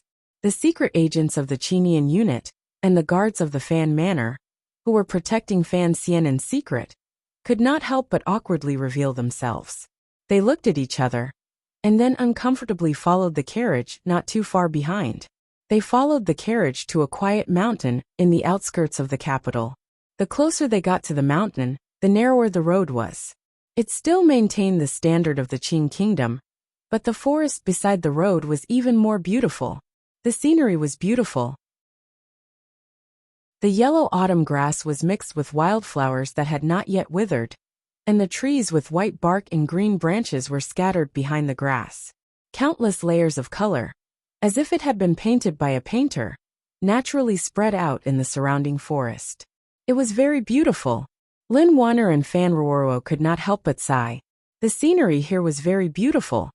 But why had they not heard anyone mention it? He hadn't even been to this place on his previous excursions. Logically speaking, such a good place should have long been seized by the palace, or some high-ranking official to build a residence. Why didn't he know who it belonged to? But looking at the width of the mountain road, they could guess that the residence they were about to go to must be the residence of someone extraordinary. But seeing that Fan Xian was still deliberately mystifying them, the two women were a little unhappy, so they shut their mouths and did not speak to him, only admiring the scenery around them. The mountain road gradually came to an end, and the carriage turned into a forest. A very large manor suddenly appeared in front of them. It was like the residence of an immortal, suddenly removed from the clouds of magic, appearing in front of the eyes of mortals. The buildings in the manor were not tall, but they were distributed very well. They were mixed with the short trees and stones in the garden, complementing the principles of nature. Although not ostentatious, the details of the eaves, corners, and doorknobs clearly revealed a noble atmosphere. "How is it compared to the palace?" Fan Xian asked with a smile. Lin Wanner closed her mouth in surprise and laughed mockingly. "Each has its merits. But this is not our manor. What are you so proud of?" Fan Xian waved his hand. "The owner of this place said that he would give it to me in the future. But there is something wrong with this place, and I do not want to move here." At this moment, even Ruoro was shocked. "What is wrong with this?" she asked in surprise. "There are too many women," Fan Xian said seriously. "Who knows how many beautiful women are hidden in this manor?" Ignoring the shock of the two women beside him, the carriage stopped under Fan Xian's command. He got out of the carriage under the gazes of the two women. He took out the commissioner's insignia from his waist and abruptly extended it into the grass to the side. Like a magic trick, a person appeared out of the grass. The person was wearing very ordinary clothes, like a woodcutter commonly seen in the mountains. The woodcutter carefully examined the insignia and stared at Fan Xian for a long time. Then with great embarrassment he said, "Sir, this is a dead rule. Please forgive me." "I am not blaming you," Fan Xian said with a smile. "My wife and sister are in the carriage." The woodcutter did not dare to respond. He respectfully retreated and found another unremarkable hiding place. The carriage began to move again, following the mountain path toward the manor. The road was incomparably quiet. But at this moment, the two women in the carriage could guess that this road was no less guarded than the palace. It could even be said that there was danger at every step. Even if a small army wanted to attack, they would probably return in defeat. Of course, these two women were exceptionally intelligent. At this moment, they had finally guessed who the owner of this manor was. To be able to enjoy more luxurious things than the palace, to be able to live in such a garden, to be able to have such strict security, other than the owner of the Overwatch Council, who else could it be? Behind the carriage, the two groups of people who were in charge of protecting the carriage also wisely stopped in their tracks. They helplessly squatted down and began to herd the goats. Since they were already here, there was no need for these people to be bodyguards. The leader of the Chinian unit, Su Wenmao, nodded to the leader of the Fan Manor guards. The leader of the guards returned the greeting with some embarrassment. Be content. Su Wenmao smiled to the people on the other side of the road. For people like us to be so close to the director's courtyard, it is all thanks to the commissioner's good fortune. Of course, the leader of the guards glanced at the beautiful manor in the distance with some envy. Then, they sat on the grass and began to chew on grass. Bored, they looked up at the sky and yawned. In the beautiful manor lived Chen Pingping. In the entire Qing kingdom, other than the emperor, the old cripple with the most power. Unlike other civil and military officials, Chen Pingping's position in the Qing court was too special. He always claimed to be sick and refused to go to court, so he had time to live in the garden outside the city. Basically, his family in the capital did not live there much. Today Fan Xian, the young man who pretended to be sick, came to see Chen Pingping, the old man who pretended to be sick. After all, he had been here a few times, so he was familiar with the way. He went straight to the gate of the garden. The plaque in the garden had two large words written on it. Chen Garden. It was personally inscribed by the late emperor, and was incomparably valuable. He looked at the two carriages parked outside the gate, and couldn't help but frown. He never would have thought that there would be guests in the garden today. With Chen Pingping's cold and lonely temperament, and the Overwatch Council's evil reputation, ordinary officials would never come to drink tea. Who were the guests today? Wanner got out of the carriage behind him. With one glance, she saw the insignia of the first carriage. She smiled and said, "People of the royal family." Fan Xian was slightly surprised.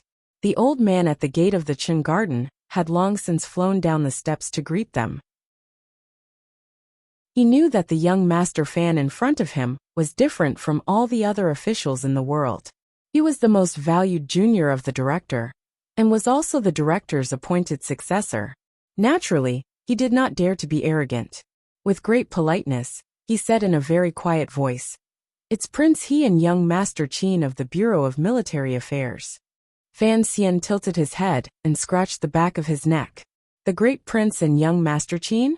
He knew that young Master Qin was currently in the palace discussing matters. He was already an important official who had entered the center of the court. Most importantly, above young Master Qin was old Qin, the former director of the military affairs, and now the head of the Bureau of Military Affairs, old General Qin. This family was very powerful, and had deep influence in the Qing military. The great prince had fought in the West for many years, and his relationship with the Qin family was not shallow. Why would these two people come to Chen Pingping's manor? Fan Xian stood at the bottom of the stone steps, and was not in a hurry to enter. He wondered if this visit had anything to do with him.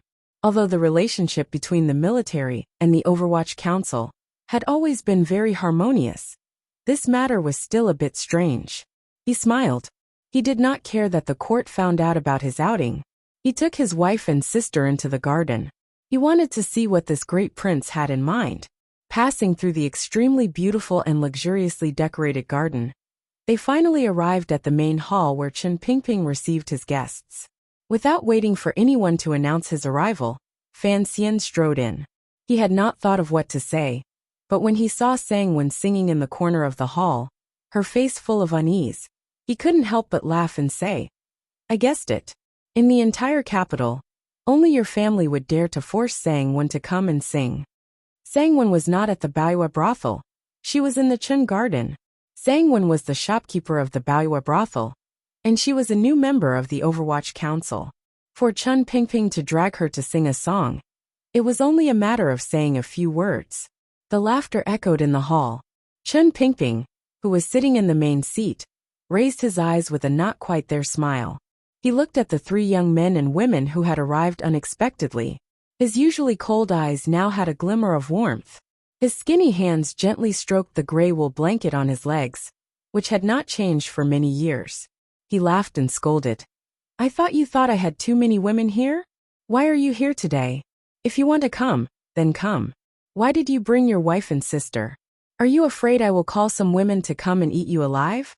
The two young men sitting in the guest seats were startled. They turned their heads to look in the direction of the hall, and for a moment they froze. It was Sangwon who stopped singing. With a face full of smiles, she stood up and bowed to Fan Xian and the two girls. A moment later, one of the young men, who was dressed in casual clothing, still exuded the aura of a soldier. He first bowed to Wanner, who was standing behind Fan Xian, and then he warmly greeted Fan Ruoro. With a face full of smiles, he said to Fan Xian, "Young Master Fan, it is an honor to meet you." Fan Xian had seen Qin Hung before, and he knew that his family background was excellent. He was highly appreciated by the emperor, and he was a rising star in the Qin kingdom. His future was limitless.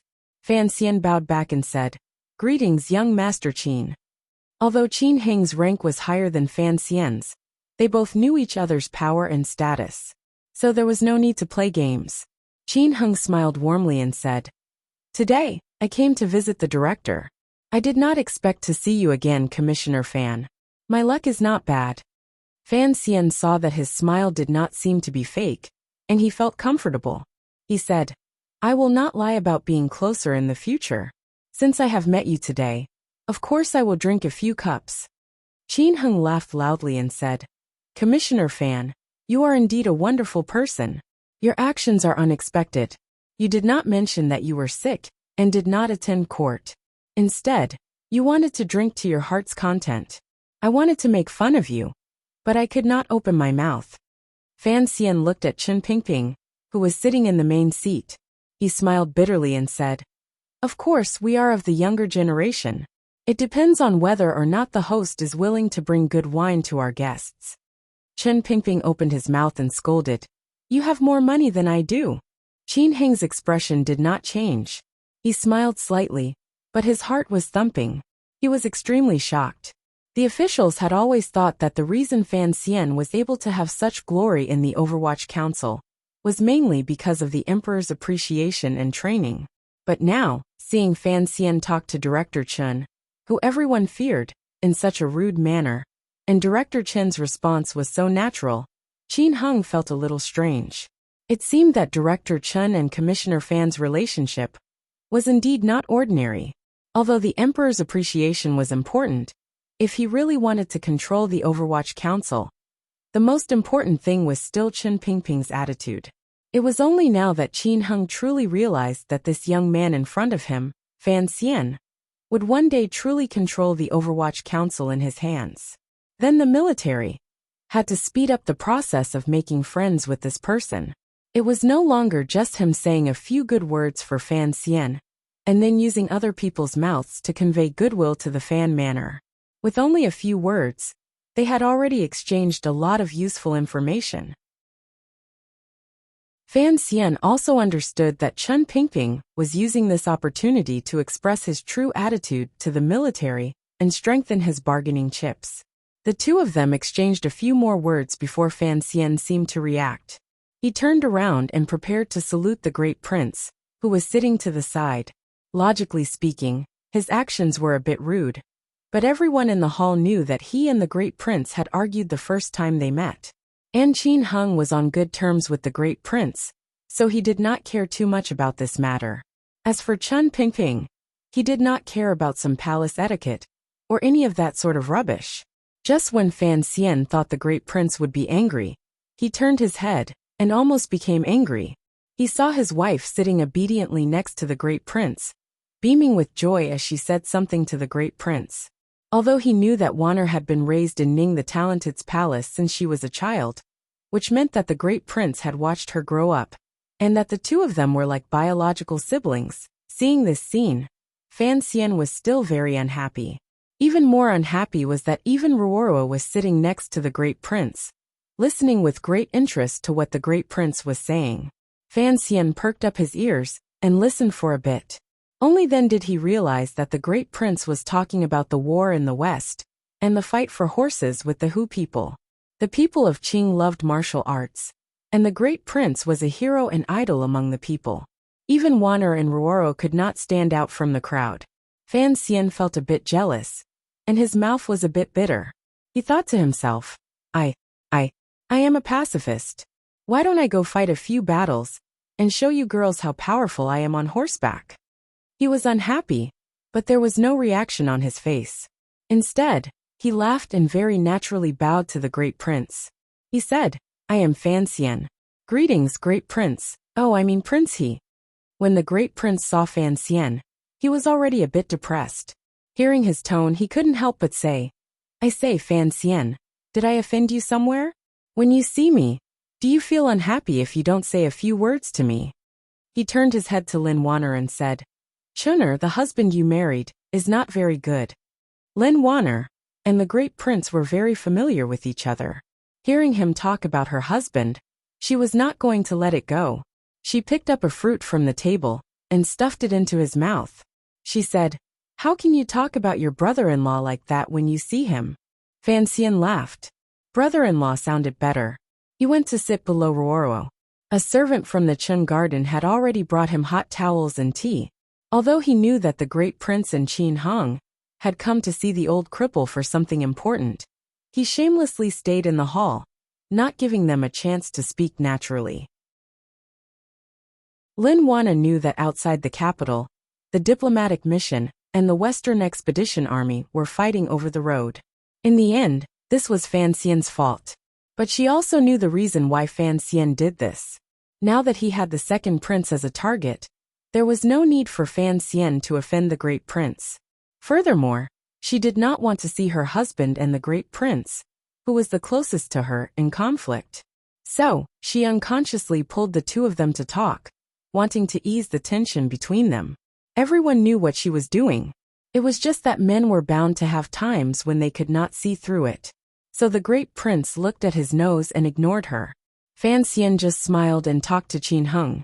He asked him how the old Qin general was, and when he would take the time to visit his manor. Chen Pingping looked like he had fallen asleep. He was half lying in his wheelchair. It was strange. Even in his own luxurious home, he still insisted on sitting in his wheelchair instead of the more comfortable couch. Seeing this, Lin Wanner could not do anything. She could only sigh. Ruoro, on the other hand, began to laugh. The great prince, who was good at fighting, and the great prince, who was a popular official in the court, were fighting like two little boys. It was a very funny scene. In the end, even Qin Hung felt that he could not talk to Fan Xian anymore. The great prince suddenly said coldly, I heard that Commissioner Fan has been sick in bed recently and cannot go to court. Even the Imperial Censorate cannot defend you. I did not think that you would be so interested in traveling today. Fan Xian yawned and said, I will go to court tomorrow. Tomorrow. Qin Hung was shocked. He thought to himself, Are you not going to play sick anymore? Then tomorrow, there will be a good show to watch in court, but I was dragged to Qin Garden by the great prince. The thing I wanted to talk about was not easy to say in front of Fan Xian. It was not easy for him to say it, but the great prince was straightforward. He faced Chen Pingping and said respectfully, Uncle, about the second prince, you should say something. He tilted his head to look at Fan Xian and continued, I do not care about what happens in court, but the rumors in the capital are a bit too ridiculous. Furthermore, the second prince has a few officials who are truly talented. If they are removed like this for the court, it will be a loss. Qin Hung thought to himself that Fan Xian was quite the scoundrel. He wanted to refute Fan Xian right in front of him. But now that things had come to this, he could only force himself to smile bitterly and say, Yes, Director. The Emperor has not said anything. If you do not show yourself and things continue to get out of hand, it will not look good for the court. Fan Xian smiled. These two were very straightforward. The great prince and Qin Heng's intentions were very clear. The second prince's faction was already being suppressed by the Overwatch Council, and it was not good for him to make an appearance himself. He could only ask his eldest brother to make an appearance, and he also pulled in the Qin family of the Bureau of Military Affairs. For them to go directly to Chen Pingping was a very good plan. They were not trying to poach Fan Xian. They were pulling in the firewood under Fan Xian's pot. If Chen Pingping really wanted Fan Xian to stop, he would have to agree. However, he had already received the benefits he deserved. The Jingdo magistrate had been removed, and the officials sent by the second prince in the 6 ministries had all met with some misfortune. Fan Xian did not care much about these things. Instead, he cared about the way the great prince had addressed him earlier. He had called Chen Pingping uncle. No matter how unfathomable Chen Pingping's power was, no matter how close he was to the emperor, it was still inappropriate for the great prince to call him uncle. If word got out, it would probably scare people to death. Who was Fan Xian's uncle? It was King Jing, not an official. While he was thinking, Chen Pingping had already opened his listless eyes. He coughed and said, "We'll talk about the second prince later. I say." He pointed at Lin Wanner and Ruoro and coughed. Ahem, ahem. This is the first time you two have come to my garden. Why don't you greet the host? In reality, there were not many people who were not afraid of Chen Pingping. Especially in many legends and stories, Chen Pingping had been successfully made into the image of a demon who could not walk.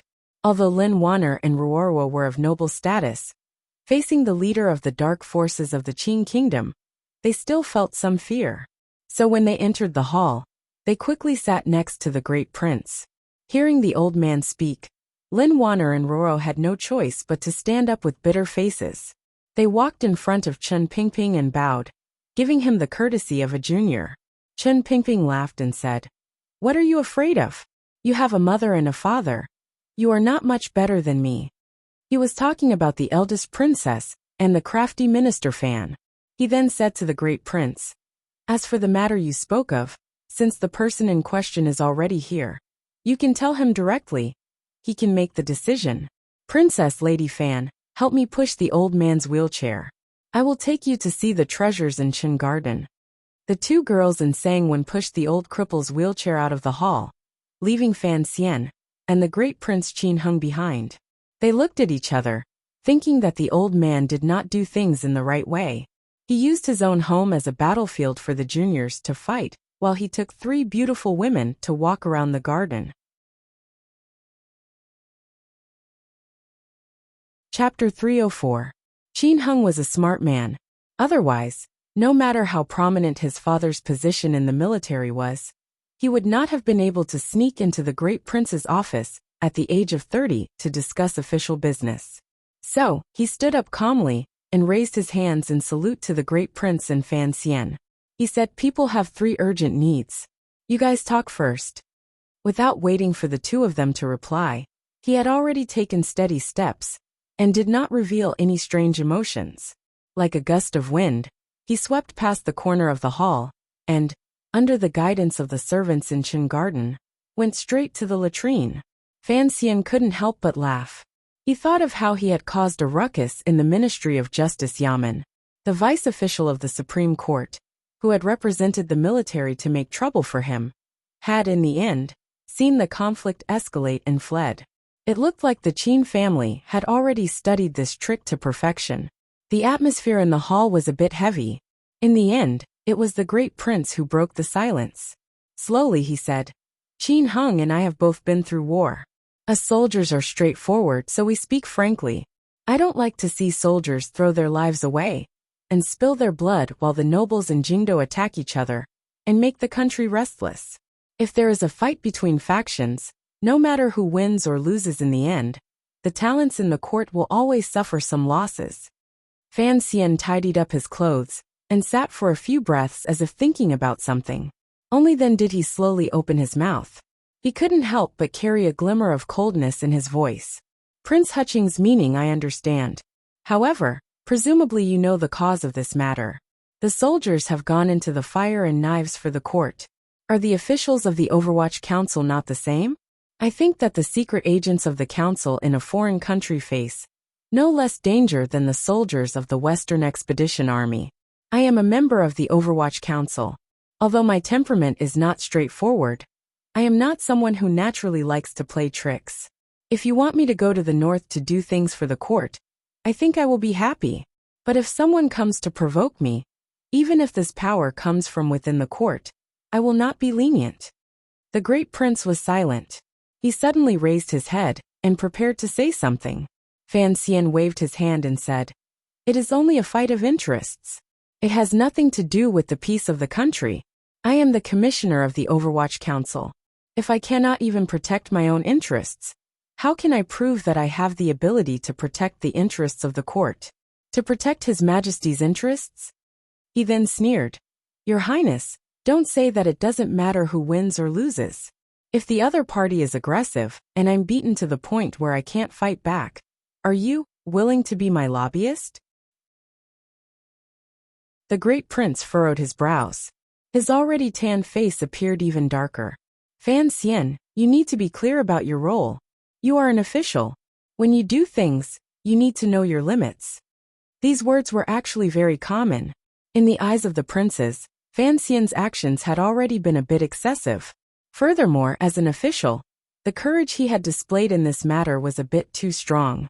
The great prince thought that his warning to Fan Xian should have been a form of goodwill. He had no idea that because of Fan Xian's background, he would often hear such words, which were particularly ear-piercing. "I am a subject." Fan Xian stared into the great prince's eyes. "But in front of me, the so-called difference between a ruler and an official is that the ruler is the emperor, and the crown prince is the future emperor. Aside from these two, I believe that everyone else, including you, is an official. There is no essential difference." The great prince looked at Fan Xian with some surprise. It seemed that he had not expected Fan Xian to say something like this. He narrowed his eyes, and a cold light flashed in them. "For Chin'er's sake, I must remind you again. If you get too involved in the emperor's family matters, it will not be a good thing for the Fan family in the future." Fan Xian smiled. "The emperor has no family matters. Does your highness not understand this?" The great prince choked on the words "the emperor has no family matters." He angrily slapped the armrest of his chair. Fan Xian narrowed his eyes and said evenly, "The furniture in the director's house is all antiques. Your highness, please go easy on them." The great prince was stunned. After a moment of silence, he shook his head. "Fan Xian, perhaps I have underestimated you." Fan Xian was slightly surprised. "Why do you say that?" "My ambition is to be on horseback. If the military wants to beautifully attack everywhere on the stage of the world, we need a stable rear," the great prince said with narrowed eyes. The great prince narrowed his eyes and said, "That is why many people, including me, believe that the court needs peace.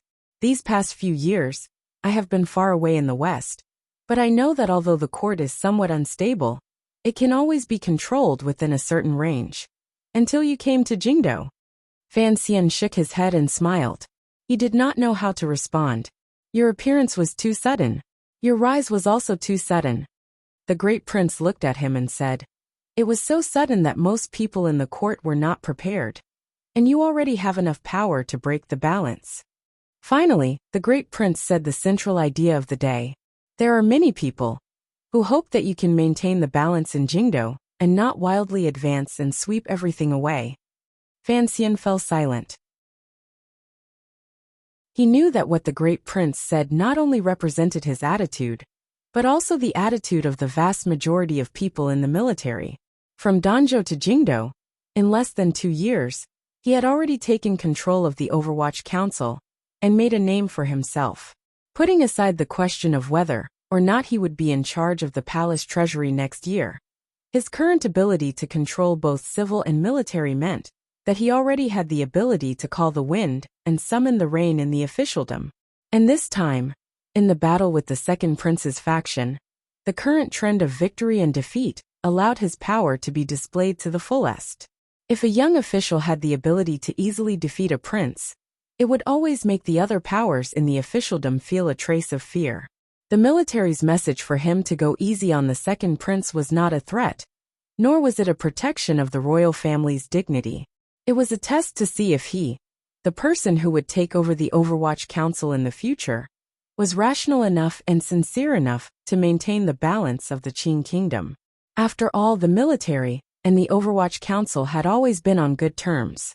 It could even be said that how many of the Qing Kingdom soldiers could survive on the front lines was directly related to the wisdom and bearing of the leaders of the Overwatch Council. Have you thought about why I am fighting this battle this time? Fan Xian did not call the Great Prince Your Highness, nor did he take the Great Prince's warning to heart. Instead, he asked this question with a smile. The Great Prince frowned slightly. He had not thought deeply about this question, but now that Fan Xian had asked him, he understood. The Overwatch Council had never interfered in the battles between the princes. Thinking of all the possibilities, he suddenly raised his head and looked at Fan Xian with some surprise. Fan Xian was slightly startled. It seemed that he had not thought that the Great Prince would be so ignorant of the tricks of power, but he still wore a smile on his face. I just want to vent my anger, and at the same time, wake someone up a little.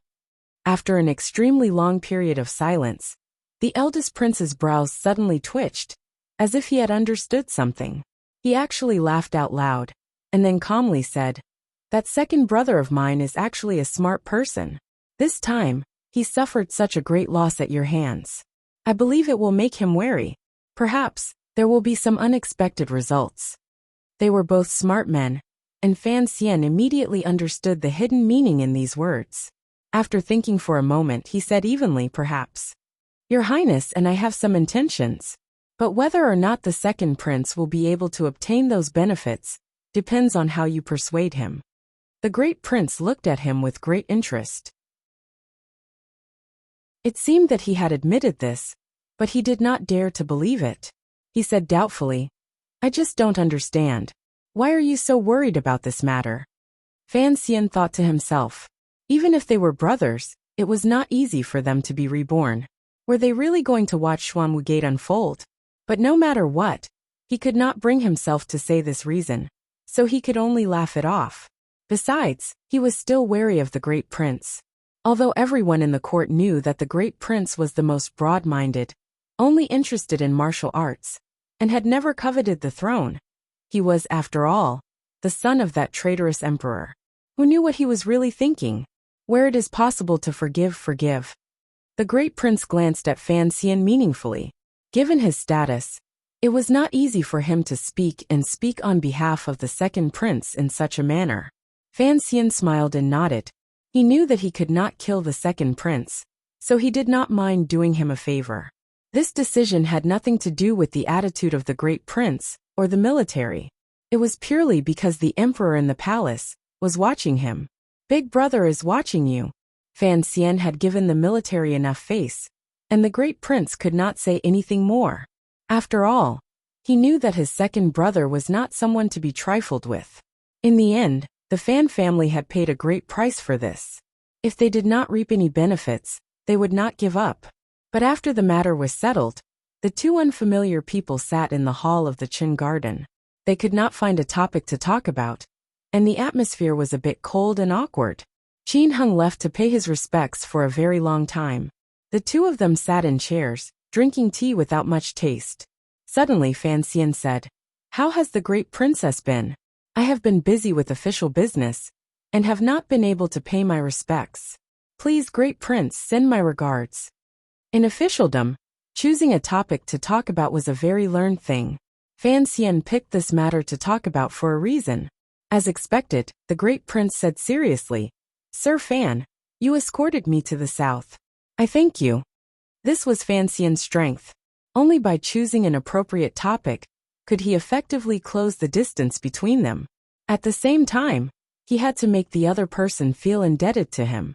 He smiled and said a few humble words. He then began to talk about the scenery in the north with the Great Prince. The marriage between the Great Prince and the Great Princess of Northern Qi was set for next spring. At the moment, the Great Princess was basically living in the palace. She had seen the Great Prince a few times. According to the rumors in the capital, this political marriage seemed to be quite satisfied with each other. Fan Xian had been the envoy last time, so according to the traditional view of the Qing people, he was the great prince's matchmaker. After a shallow conversation, Fan Xian's impression of the great prince changed a little. As a prince, it was rare to see him so open and direct. Perhaps it was because his birth mother was not very noble. Back then, she was just a prisoner of war in Dongyi. The great prince did not have the noble air of the second prince, the third prince, or the crown prince. On the contrary, he was much more straightforward. When he spoke, his voice was powerful and loud. He did not pay much attention to hiding it. No wonder his wife was the best friend of this prince, Fan Xian thought. A smile rose on his face as he chatted with the great prince. Hearing the great prince's enthusiasm when it came to military matters, Fan Xian could only sigh to himself. He knew very well that he did not have much talent in military matters. Compared to the great prince, who had led troops for many years, it was better to remain silent. Sir Fan, have you seen Shang Shanhu? The great prince's face suddenly showed a leisurely yearning, with a slight look of admiration. Fan Xian was slightly surprised. I think I saw him from afar in Shangjing Palace, but I did not have much of an impression. The great prince slapped his thigh and looked at him hatefully. You do not know me. You do not know me. How could I miss such a great opportunity to make friends? His words were full of regret. Oh! Fan Xian raised his eyebrows. Why does the great prince think so highly of Shang Shanhu? He asked curiously. A heroic general of a generation. The great prince gave a very direct forward evaluation. He narrowed his eyes and said in a cold voice, independently supporting the defense line of northern Qi, that stretches for 3,000 li, preventing the barbarians from invading south for more than 10 years. He also sent out troops one after another to penetrate the snowy region and behead thousands of northern barbarians.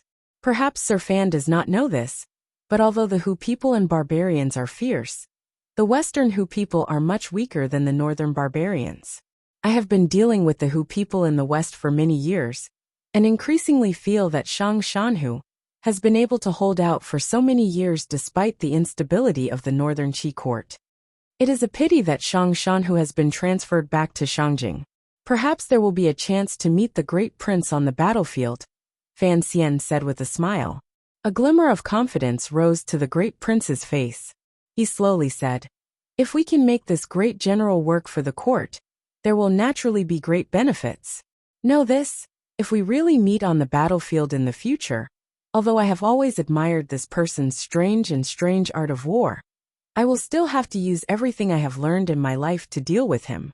This was the so-called heroic spirit. Fan Xian looked at the great prince and felt a sense of loss in the depths of his heart. He knew that what he had learned since he was a child had gone in the wrong direction. With the ideas of his previous life at work, it would be difficult for him to cultivate the heroic spirit that had been forged in the fires of war in this life. But he also had his own confidence. He smiled and said, although I have never learned Shang Shanhu's military tactics, seeing how he killed Shen Zhong in the rain, this person does indeed dare to act strangely. He is silent, like a sudden clap of thunder, catching everyone by surprise. He is decisive and resolute in killing.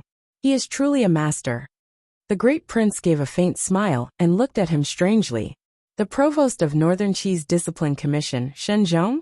I'm afraid this matter has something to do with Commissioner Fan. Shen Zhong's death was the first step in Fan Xian's and Haitong's plan. There were actually some people who suspected the role the kingdom of Qing played, but now that the great prince had pointed it out, Fan Xian still felt a chill in his heart. He smiled and played dumb. Your Highness should know that people like us do things that cannot be seen in the light. We are not as valiant as your Highness, or that Shang Shanhu. But sometimes we can help the court. The great prince stared into his eyes and suddenly said, this is why I said earlier that I underestimated you. Although Shang Shanhu was insufferably arrogant, he was still used as a puppet by Commissioner Fan. Master Fan, the way you do things is indeed unfathomable. Shang Shanhu's assassination of Shen Zhong in the rainy street had been cleverly arranged by the Emperor of Northern Qi and Haitang. But if the world misunderstood that he had played a more important role in it, It would raise his fearsome image and other people's assessment of his strength to another level. Of course, Fan Xian would not let such an opportunity pass him by. He laughed shamelessly and agreed. I hear. That Master Fan is a 9th-level warrior? The great prince looked at Fan Xian, his eyes full of meaning. Fan Xian tilted his head slightly and laughed lightly. Your Highness, I have no interest in fighting with you. No matter who wins or loses, it will be a loss to the court. The great prince did not expect Fan Xian to be so cunning. He immediately understood what he meant, and then used the words he had said earlier to shut his mouth. He could not help but feel depressed. He was a man who loved martial arts, and of course he wanted to compete with Fan Xian, who rarely fought. There are many people who want to teach me a lesson. Fan Xian thought about how he might run into the shadow in a bit, and smiled bitterly. Not many, Your Highness. Just yawn and let me go. The great prince was surprised again. He had always been a cheerful and direct person, and he liked to make friends. But he was a prince, and he had a murderous aura built up from years in the army. Not many officials dared to speak freely to him. But this Fan Xian in front of him, outside the gates of the capital, had not been very respectful to him. Today in Chen Garden, he had not been very polite. He laughed and cursed. It was as if he did not see the great prince as a prince. He took a deep breath. He felt that the world was indeed different. At least around this young man called Fan Xian, the world was different. Master Fan, your words are interesting. I like talking to you. The great prince saw that Qin Heng had finally returned. He smiled and stood up. You give me face, and we will forget about the fight for the road outside Jingdou. But in the future, if I want to talk to you, you better not play sick or go to the bathroom. Fan Xian smiled and bowed. I dare not disobey. The great prince's words are more interesting than those others. Those others were, of course, the other princes of the emperor. The great prince did not say goodbye to Chen Pingping. He knew that this strange director did not care about these empty courtesies. He left Chen Garden with Qin Heng. Before leaving the garden, Qin Heng said something to Fan Xian in a quiet voice. They set a time for him to go to the Qin Manor. They got into the carriage and drove out of the most heavily guarded mountain road outside Chen Garden. They passed by the guards of Fan Manor and the members of the Qinian unit of the Overwatch Council, who were squatting in the grass like bandits. Only then did the great prince put down the curtain and coldly said, Fan Xian is indeed different. Qin Heng smiled and said, according to father, the stronger Fan Xian is the better. Otherwise, in the future, the Overwatch Council will be controlled by a good-for-nothing. I'm afraid the old men in the Bureau of Military Affairs will die of anger. Our brothers in the army will not have a good life either. The great prince nodded and suddenly sighed. After leaving the capital for many years, I am not used to it. I don't even have anyone to talk to. Most of his bodyguards had been dismissed, and the establishment of the Western Expedition Army had also been disbanded. The Ministry of War had transferred soldiers to the Sioux border in the west.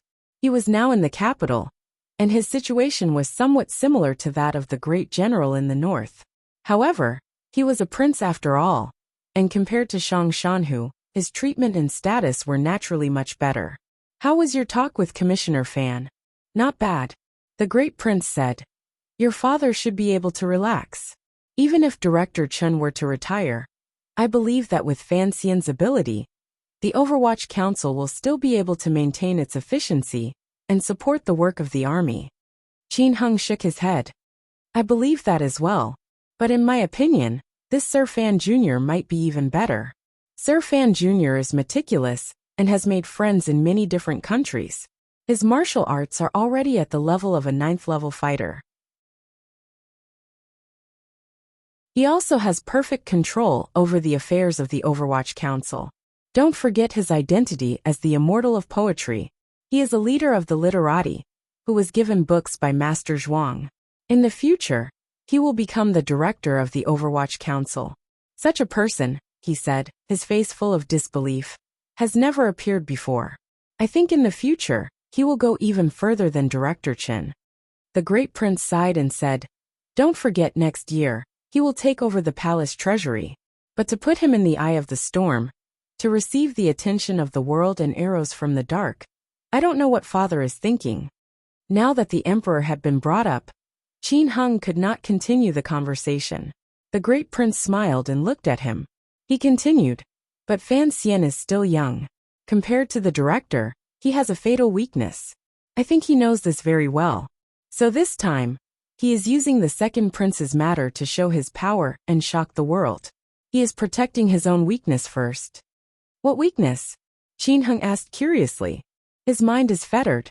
The great prince narrowed his eyes and said solemnly, Uncle is different. Uncle has no children. His parents died young, and he does not have a single relative or a true friend. Although there are many beauties in the garden, he does not have a single woman he truly loves. He is truly alone. The enemies cannot find Uncle's weakness, so how can they defeat him? But Fan Xian is different. He has a wife, a sister, a family and friends. These are all his weaknesses. Qin Hung thought about it. It was true. In the entire Qin kingdom, no one knew who Chen Pingping had truly cared about in his life, other than the emperor. No relatives, no friends, no love. This kind of life must not be easy. Qin Hung was not an old man. Thinking about this, he felt a bit sad. It is not easy for the director, the great prince said with a respectful expression. For Fan Xian to reach this realm, he is still far from it. In the Chun garden, singing was mixed with the sound of stringed instruments. It was as soft as a powerless cloud, greasy and slippery as it floated in the air. A dozen or so beauties dressed in luxurious clothing were singing and dancing on a platform in the middle of the lake. Chen Pingping sat in his wheelchair, accompanied by Wanner and Roro. He looked at this scene with a face full of enjoyment. Sangwon was holding a harp and playing a song for the dancing girls. What an easy and carefree life of a noble. In the carriage that left the garden, the two young men from the Qin kingdom's military felt great sympathy for Chen Pingping's life. Fan Xian walked over from the other side. Chen Pingping gently clapped his hands, and the singing and dancing immediately ended. Another beautiful woman carefully led a few female guests to the back to rest. Wanner knew that Fan Xian must have something to say to Director Chen, so she followed the beautiful woman. Before she left, she looked at Fan Xian, wanting to ask him how his conversation with the great prince went. Fan Xian smiled and nodded, putting his wife's heart at ease. He walked behind Chen Pingping and consciously put his hands on the back of the wheelchair. He asked, "Where are we going?" Chen Pingping raised his withered hand and pointed to the forest on the east side of the garden. Fan Xian silently pushed the wheelchair in that direction. The old man and the young man did not speak. It was still early, but the autumn sun was still cold. It shone down from above the forest, dragging the wheelchair and the person's shadows. The wheels of the wheelchair squeaked as they rolled over the shadows. "He calls you uncle." Fan Xian pushed the wheelchair and walked slowly through the sparse leafless autumn forest. He smiled. "Aren't you afraid of the Imperial Censorate reporting you? That's a big crime." "You're afraid of the Imperial Censorate reporting you? It's not like you'll lose 2 layers of skin. If all the memorials to me were kept, I'm afraid the Emperor's royal study would be full." Chen Pingping expressionlessly said, "He calls me uncle. That is the Emperor's permission. No one can say anything." "The Emperor's permission?" Fan Xian was a little surprised.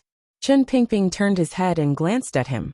He said lightly, "Ning the Talented was a prisoner of Dongyi.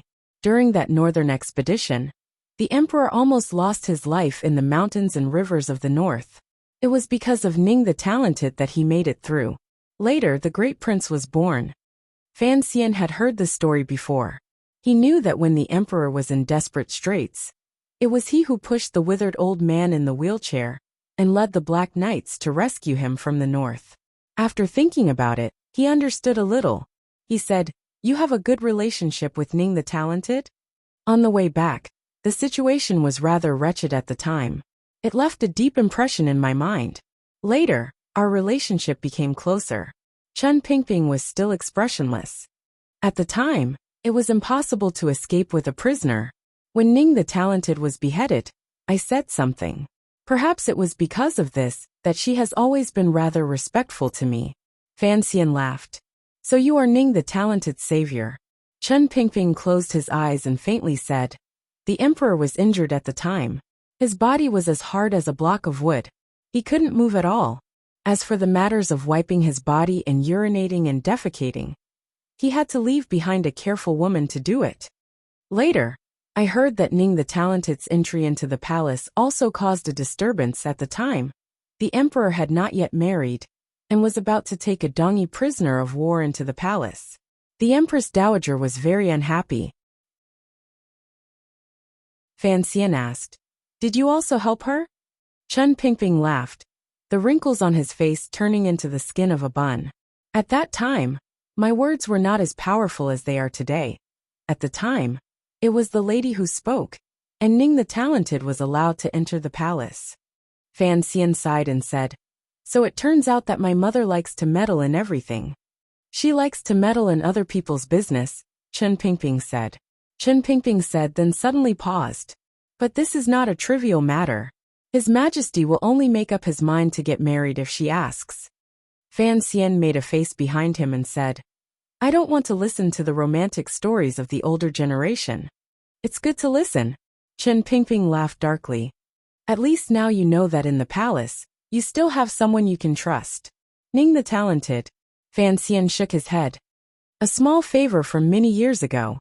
I don't think the effect can continue until now."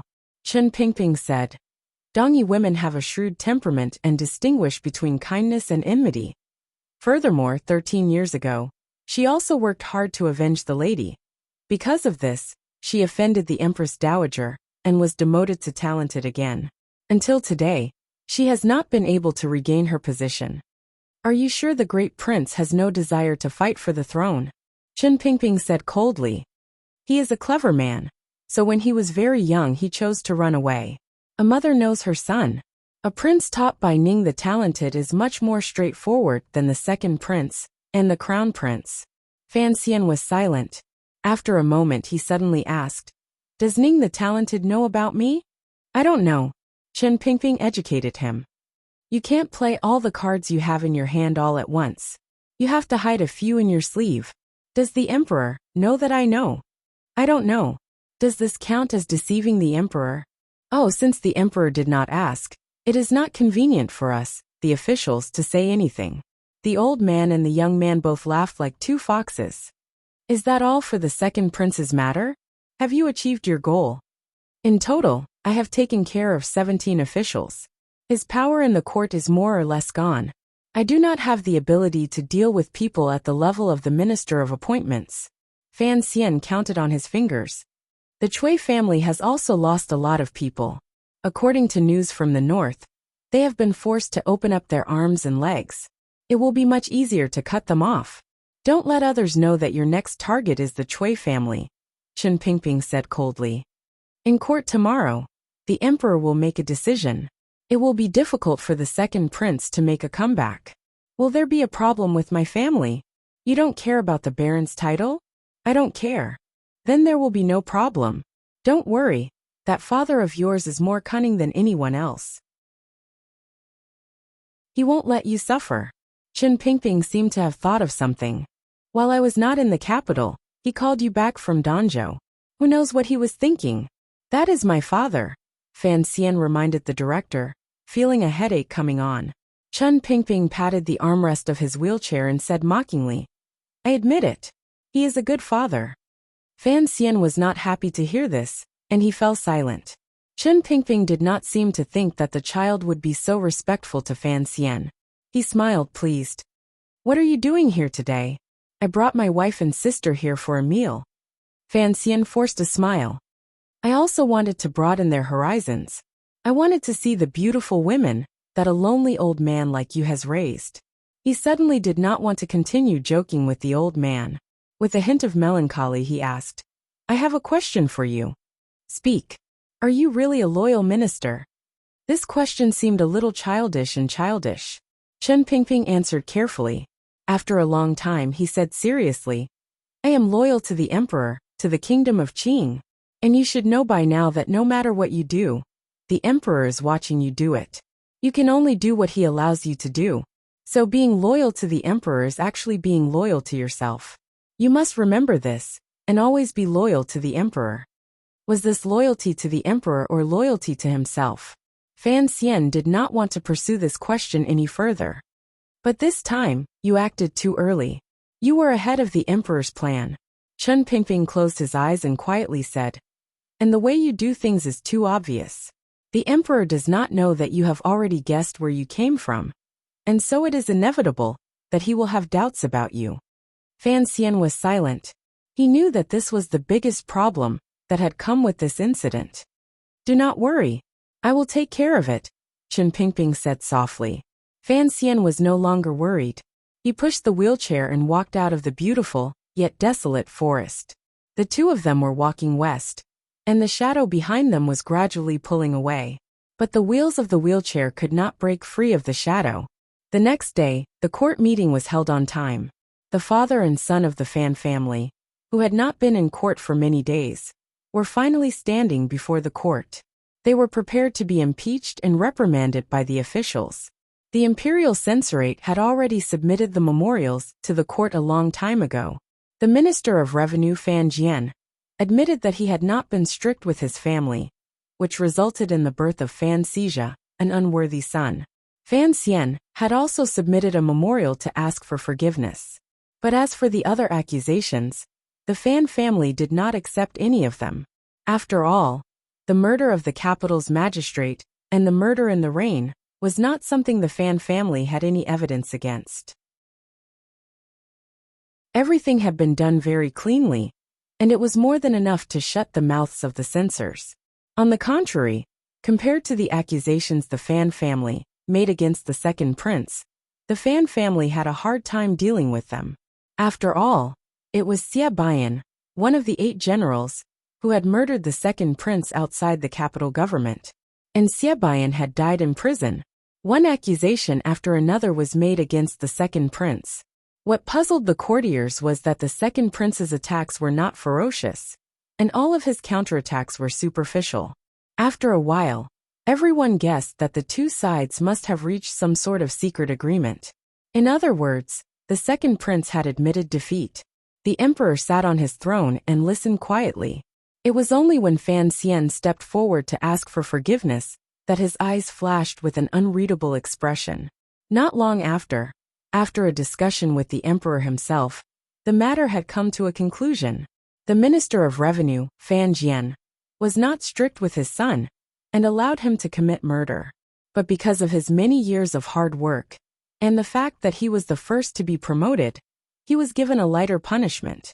He was fined 3 years of salary, reduced by 2 ranks, in order to reflect on his mistakes.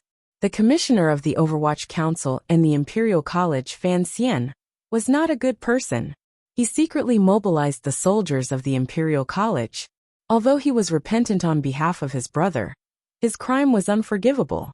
His salary was reduced, and he was ordered to revise the books given to him by Zhuang Mohan within 3 years.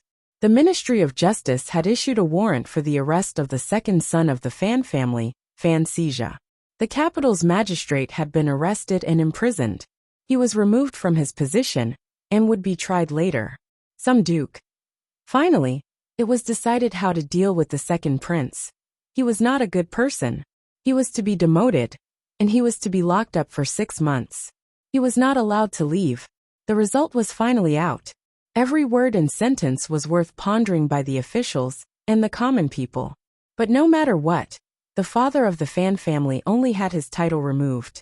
The punishment was heavy, but there was no real loss.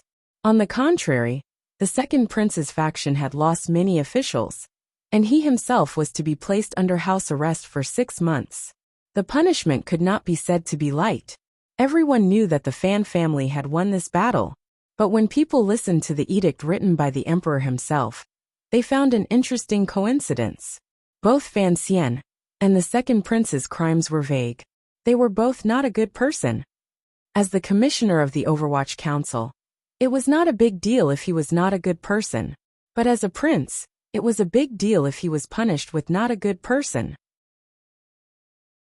The winds of the court changed.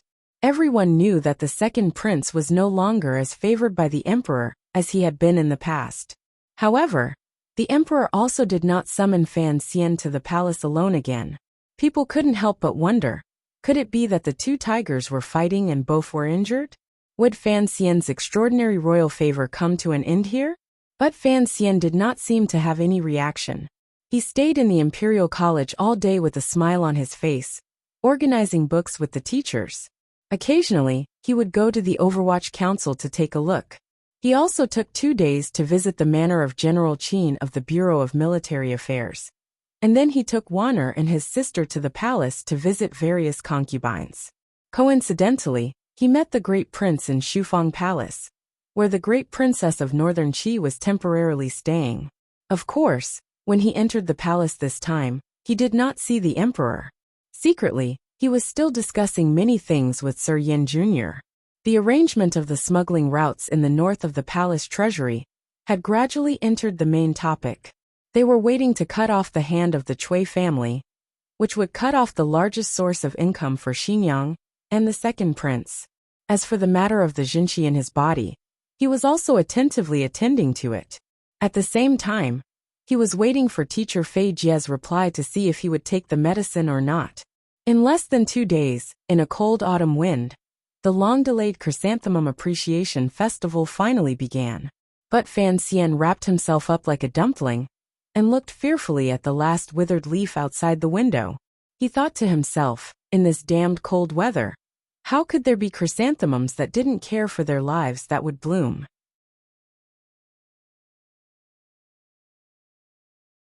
Chapter 305. It was the chrysanthemum that was loved by the people of the Central Plains.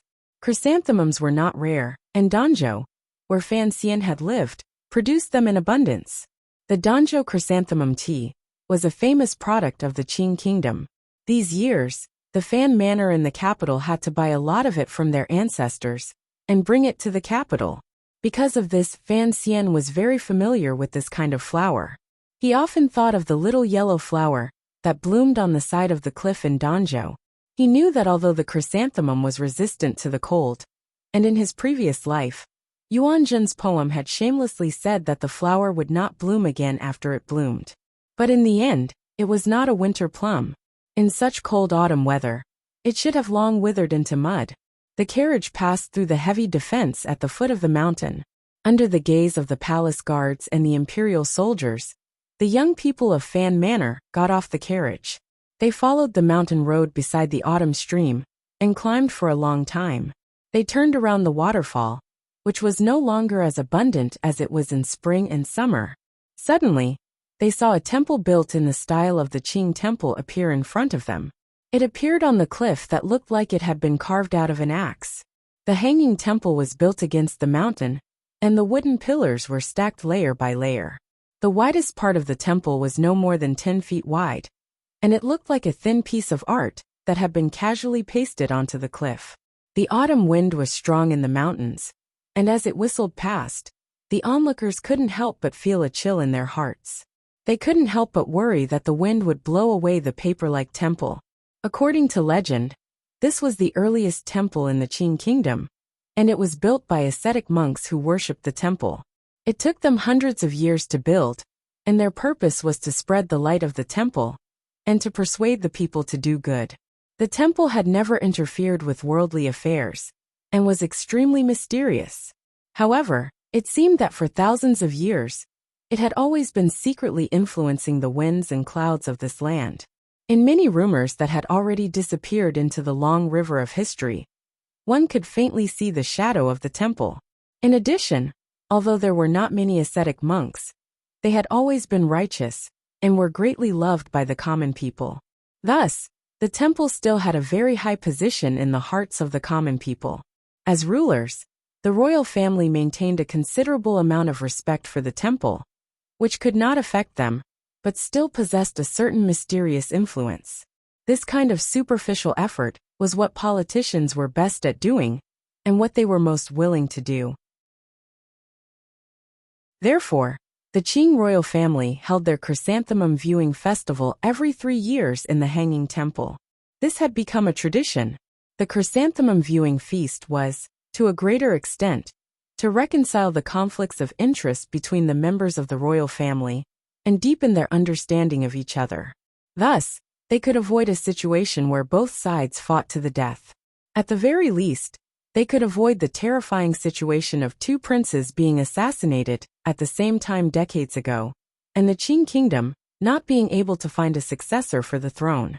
The royal family of the Qing kingdom did not have many people, so the chrysanthemum viewing festival invited a few in-laws, and even the families closest to the royal family to participate. According to recent custom, the Qin family and the Yi family, the two pillars of the military, were naturally part of the group. The Qin family had considerable power in the military, and the Yi family had been stationed in the capital for many years. Furthermore, they had the only grandmaster in the Qing kingdom, so their status was somewhat extraordinary. Other than that, there were a few old families that had been created when the country was founded, and a few new families, such as the Ren family, who had married a distant princess. As for the Fan family, it was not because of the Fan family's current power. The royal family did not care much about the power of an official family, nor was it because Fan Xian had married Wanner, and thus had a secret relationship with the royal family. It was because the ancestor of the Fan family had personally raised the emperor and King Jing. Their close relationship was not known to outsiders, but because of their personal relationship, the Fan family was the closest family to the royal family. Fan Xian stood at the foot of the floating temple, gasping for breath. He looked at all the nobles of the Qing kingdom standing in twos and threes, and he couldn't help but mutter, "Chrysanthemum viewing festival? Where are the chrysanthemums?" Minister Fan had already been invited to a place where he could avoid the wind. The older generation always had some special privileges. The carriage stopped at the foot of the mountain, and the guards were left outside of the area where the royal guards were stationed. Thus, there was only one man and two women from the Fan family. Lin Wanner, one of the members of the triangle, laughed and pointed down the mountain. "It's here." Fan Xian was surprised, and he took a step toward the edge of the cliff. An irritating autumn wind blew against his face, and he couldn't help but squint his eyes. Then he took a deep breath and praised, "What a beautiful place." The cliff that the floating temple was built on was slightly sunken in, like a U shape. The mountain path followed the side, so when Fan Xian came up, he didn't notice anything strange in the mountains. Now that he was at the top of the mountain, he looked down. His field of vision was very wide, and he found that the mountains were full of chrysanthemums. The color of these chrysanthemums was much darker than normal, and they were gold. The shape of the petals was long and narrow. Golden chrysanthemums. They really do match the style of the royal family. Fan Xian stood at the edge of the cliff and looked at the flowers that were like stars. He sighed and said, "It is so cold, and yet they are blooming so brightly. What a strange sight." Lin Wanner explained, "These are golden chrysanthemums. It is said that after the floating temple was built, the great master of the Northern Wei Kingdom, Zhen Shen, personally moved them here. Ever since then, it has been a strange sight in the capital." "Zhen Shen?" Fan Xian sighed and said, "Could it be Ku He's great ancestor?" "Yes." Fan Xian shook his head and continued to look down the mountain. After a few more glances, he realized that the chrysanthemum flowers were not very flourishing. The soil between the mountains was not fertile, so it was often only a few feet away that a chrysanthemum flower would grow. However, at this time, the distance between the flower watchers and the mountains had been increased to the maximum. Thus, it created a visual illusion. It made people feel that the golden flowers, like stars in the sky, had taken up every corner of the mountains. Contrasted with the autumn colors of the mountains, it was particularly magnificent. The delicate flowers spread out in a majestic manner. There were already people coming up to say hello, but because the emperor was rather cold toward Fan Xian, and because of Wanner's status, she did not allow the young masters of the large clans to talk too much with Fan Xian. So, they only exchanged greetings before parting ways. Fan Xian smiled warmly as he spoke to the crowd, but he began to empty his mind. He felt a little bored, and unconsciously began to observe his surroundings according to his professional habits. The floating temple hung in the middle of the mountain, and behind it was a precipitous cliff. There was only one path up the mountain. Today, the royal family of the Kingdom of Qing had gathered here, and the foot of the mountain was already filled with imperial soldiers. They were heavily guarded, and the inner circle was carefully guarded by the palace guards, led by Gong Dian. As for the obedient eunuchs, no one knew if any of Eunuch Hong's disciples were among them. However, Fan Xian did not see any signs of the tiger guards, which was a bit strange. But with the current arrangement, it could be said to be watertight. Not to mention assassins, even if a mosquito flew up the mountain, it would be a headache. He smiled and greeted Ren Shaoan. Seeing him being dragged away with some embarrassment, Fan Xian smiled in his heart. His father-in-law had passed away a long time ago, and his original connections were finally beginning to fade. Looking up, Fan Xian couldn't help but narrow his eyes. The few people with the most power in the kingdom of Qing were all in this wooden temple. From afar, he could see that on the top floor, there was a person dressed in bright yellow clothing, leaning against the railing and admiring the view. That person was, of course, the emperor. Raising his head to look, Fan Xian felt a strange feeling in his heart. His mind suddenly spun, and he began to imagine a scene. If at this time, the people of northern Qi, or the aces of Dongyi, burned this floating temple down, what would the world suddenly become?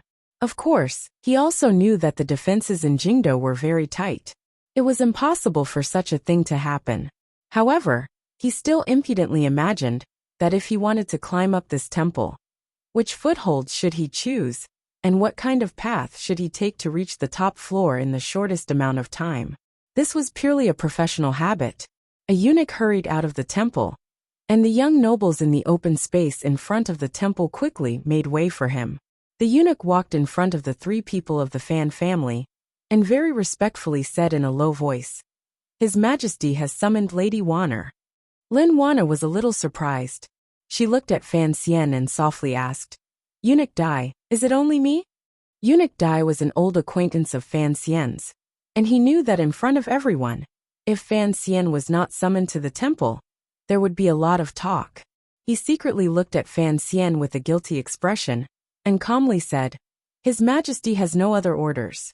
Fan Xian smiled and said to Wanner, "Then you go." He paused and then said with a light laugh, "Uncles always love their nieces the most. I know that." Watching Wanner disappear through the dark door of the floating temple, Fan Xian squinted his eyes and said nothing. He led his sister to another corner, ready to take a look at the scenery there. Unexpectedly, someone did not want to let him relax. A slightly uneasy voice rang out, "Teacher." Fan Xian looked back, and sure enough, it was Yi Linger. Seeing her uneasy expression, Fan Xian knew why. Next year, Yi Linger would be married to the second prince, and the conflict between him and the second prince seemed to be one of anger. But in reality, it was a bloody and violent affair. Since she was Yi Zhong's daughter, how could she not know the real reason? He looked at Yi Linger and smiled warmly. "What are you thinking? Are you blaming me for bullying your future husband too much?" Seeing his calm expression, Yi Linger returned to her usual easygoing self. She smiled and said, "I was worried that you wouldn't talk to me." Roro laughed. "What are you talking about?" Yi Linger sighed. "I don't know where the second prince is. In the future, he will be missing from the mahjong table.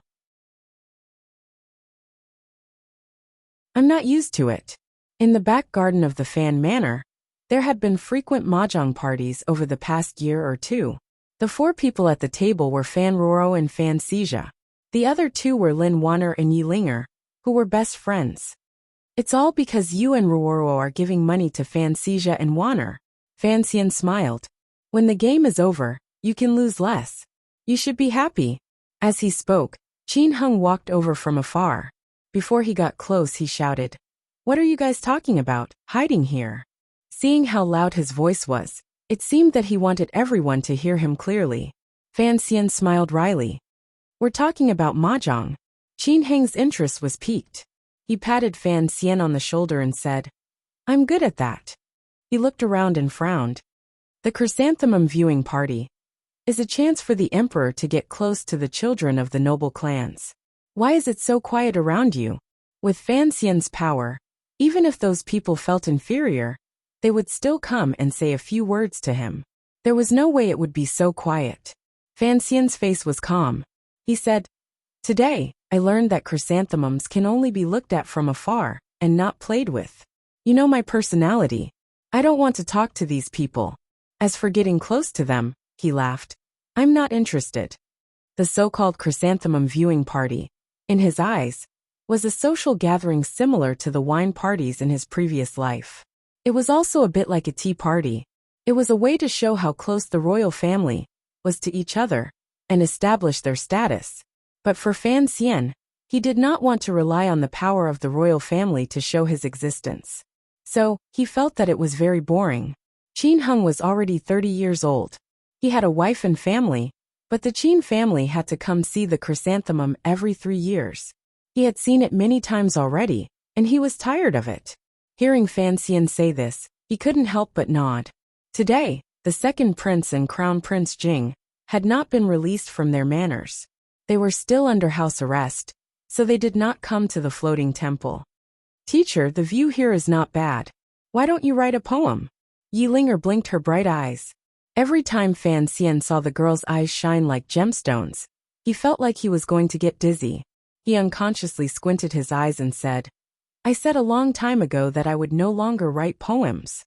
Yi Linger, calling him teacher, could be seen as a little girl playing around, and this amusing matter had long since spread throughout the capital. But for him to call himself teacher so boldly was rather funny. Qin Heng and Roro could not help but laugh.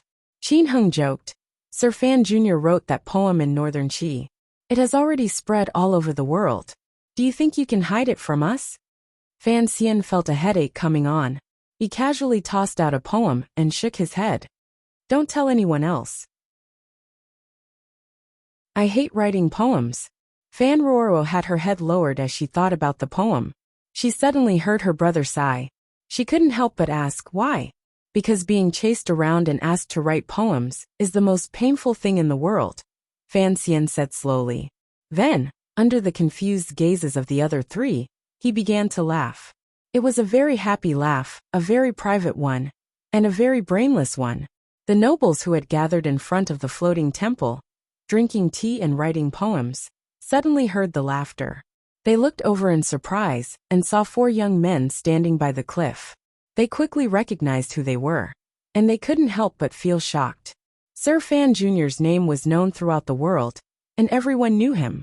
But he had already thrown the second prince off his horse, and now he was standing with the younger generation of the Qin and Yi families. What did this mean? Fan Xian did not care about what other people were looking at him, but suddenly his nose twitched. He smelled a bit of smoke, and he wondered if today's main meal was ham. He turned his head and saw that in the corner of the floating temple, there was a barely noticeable black smoke rising up. Everyone present was very sensitive, and naturally, he was the leader. But no one else noticed anything strange. Even the palace guards who were guarding the area did not have any reaction. Those people were still looking at the 4 young men standing by the cliff, who knew how much they felt, and how much they were envious of them. The autumn wind blew past, and the black smoke seemed to have been plucked up. It suddenly became very angry, and within the black smoke, there was a fire. Fan Xian's body was already flying with the wind, heading toward the front of the floating temple. Qin Heng, protect these 2 girls. By the time he finished speaking, he was already in front of the temple. He looked at the fire that was suddenly erupting, and he could feel the heat coming from it. He waved his hand, and a palace guard who was trying to attack him yelled, Are you blind? The fire began to burn. Because the floating temple was made of wood, the fire started very quickly. The young nobles who were attending the chrysanthemum viewing party screamed and tried to hide. For a moment it was very chaotic. Although it was autumn and the weather was dry, this fire was very strange. The commander of the royal guards, Gong Dian, was on the highest floor of the temple, so the guards on the ground floor were a bit panicked. Fan Xian shouted at the guards and eunuchs, Where is the sand and stones? After he spoke, these people came to their senses. They now knew who Fan Xian was, and so they began to listen to his commands. One step at a time, one step at a time. First, they invited out the old officials on the first floor of the temple. Then, they sent guards upstairs to protect the emperor and deliver the news. At the same time, they sent out a dozen elites to carefully set up defenses around the temple. Their reactions were quick, and their actions were clean. Although the nobles were terrified, the guards and eunuchs gathered their courage to extinguish the fire. Not long after, the flames were suppressed. Minister Fan and the other old officials took the opportunity to retreat from the first floor. But the stairs of the floating temple were very narrow, and the messenger was very slow. The people on the top floor could not come down just yet. Seeing that his father was unharmed, Fan Xian felt slightly at ease, but he still felt a lingering fear. He had not expected his earlier fantasy to become reality. If this fire truly spread, the emperor, who was admiring the scenery on the top floor, would probably die. Someone must have started the fire. He did not know how the culprit was able to hide their identity and enter the heavily guarded temple. But the method of starting the fire was too lousy, and Fan Xian found out. Things were not that simple. Fan Xian stood in front of the chaotic temple, and he forced himself to remain calm. He analyzed the situation, but he could not come up with a single clue. But thinking about Warner, who was still on the top floor, his emotions were a little messed up, and it was difficult for him to calm down. He had a bad feeling about this, but he did not dare to go up the stairs. He was afraid of being used. Fan Xian, go and protect the emperor. Minister Fan walked in front of him and coldly said, Yes, sir. Fan Xian had been thinking about this for a long time, and he did not have time to study the strange expression in his father's eyes. He led 2 highly skilled guards toward the top floor of the floating temple. But he did not want to use the stairs. Instead, he pushed off the ground and became a black shadow. He stepped on the narrow eaves of the floating temple, and like a nimble ghost, he climbed to the top of the building.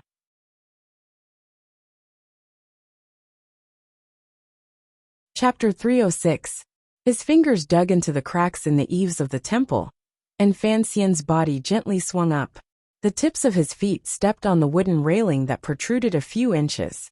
His body suddenly rose up, and with a few jumps and a few jumps, he perfectly combined his skills with his little tricks. In the blink of an eye, he had already climbed to the highest floor of the hanging temple. The situation on the hill below had already stabilized, and the fire had been extinguished.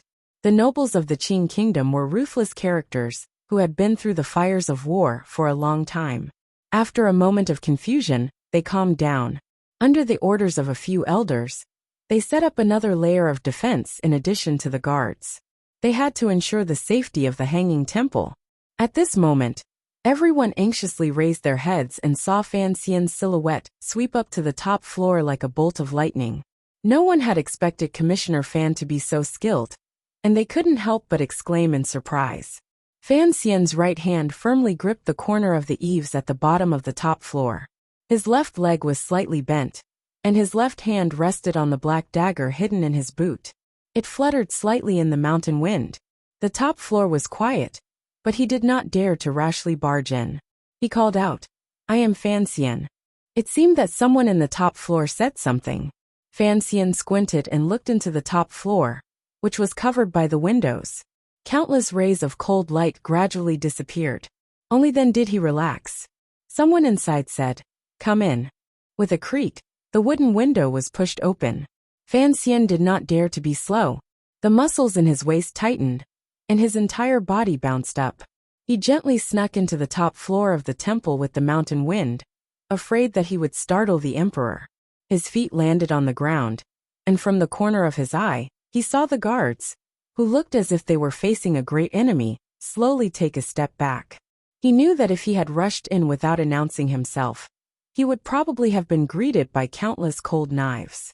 His eyes swept across the building, and he did not see the assassination that he had anticipated. He let out a sigh of relief. Then, he saw the Empress Dowager's shadow flash by in the corridor. Warner, whom he was most worried about, was supporting the old woman. The mysterious Hong Gongzheng walked at the back with his hands in his sleeves and his body bent.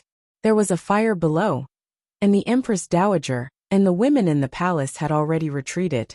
Why are you here? A dignified but calm voice rang out. Fan Xian only reacted after a pause. Turning around, he bowed to the middle-aged man by the railing on his left and calmly said, The fire below should be man-made. I am worried about your Majesty's safety. The Emperor of the Qing Kingdom wore bright yellow, but clearly casual clothing. He held his hands behind his back and looked outside the railing. The terrain here was very high. At a glance, countless mountains and rivers were in his eyes. The mountain full of yellow chrysanthemums gave off a sense of sternness. The emperor did not seem to be too worried about his own safety. His gaze calmly looked at the great rivers and mountains that belonged to him. The corners of his lips curled up slightly. He revealed a glimmer of mockery toward the officials below the temple, who looked as if they were facing a great enemy. By this time, the Empress Dowager and her lady-in-waiting had already left the building. On the third floor, they regrouped with the imperial bodyguards who had come up to greet them, and carefully retreated downstairs. On the top floor of the floating temple, other than the unusually calm emperor, there were also the crown prince, the great prince, and the third prince, the 3 men of the royal family, a dozen armed imperial bodyguards, and 4 or 5 accompanying eunuchs. Fan Xian's gaze swept over them, and he could clearly see the defensive power of the building. He couldn't help but feel a flash of worry between his brows.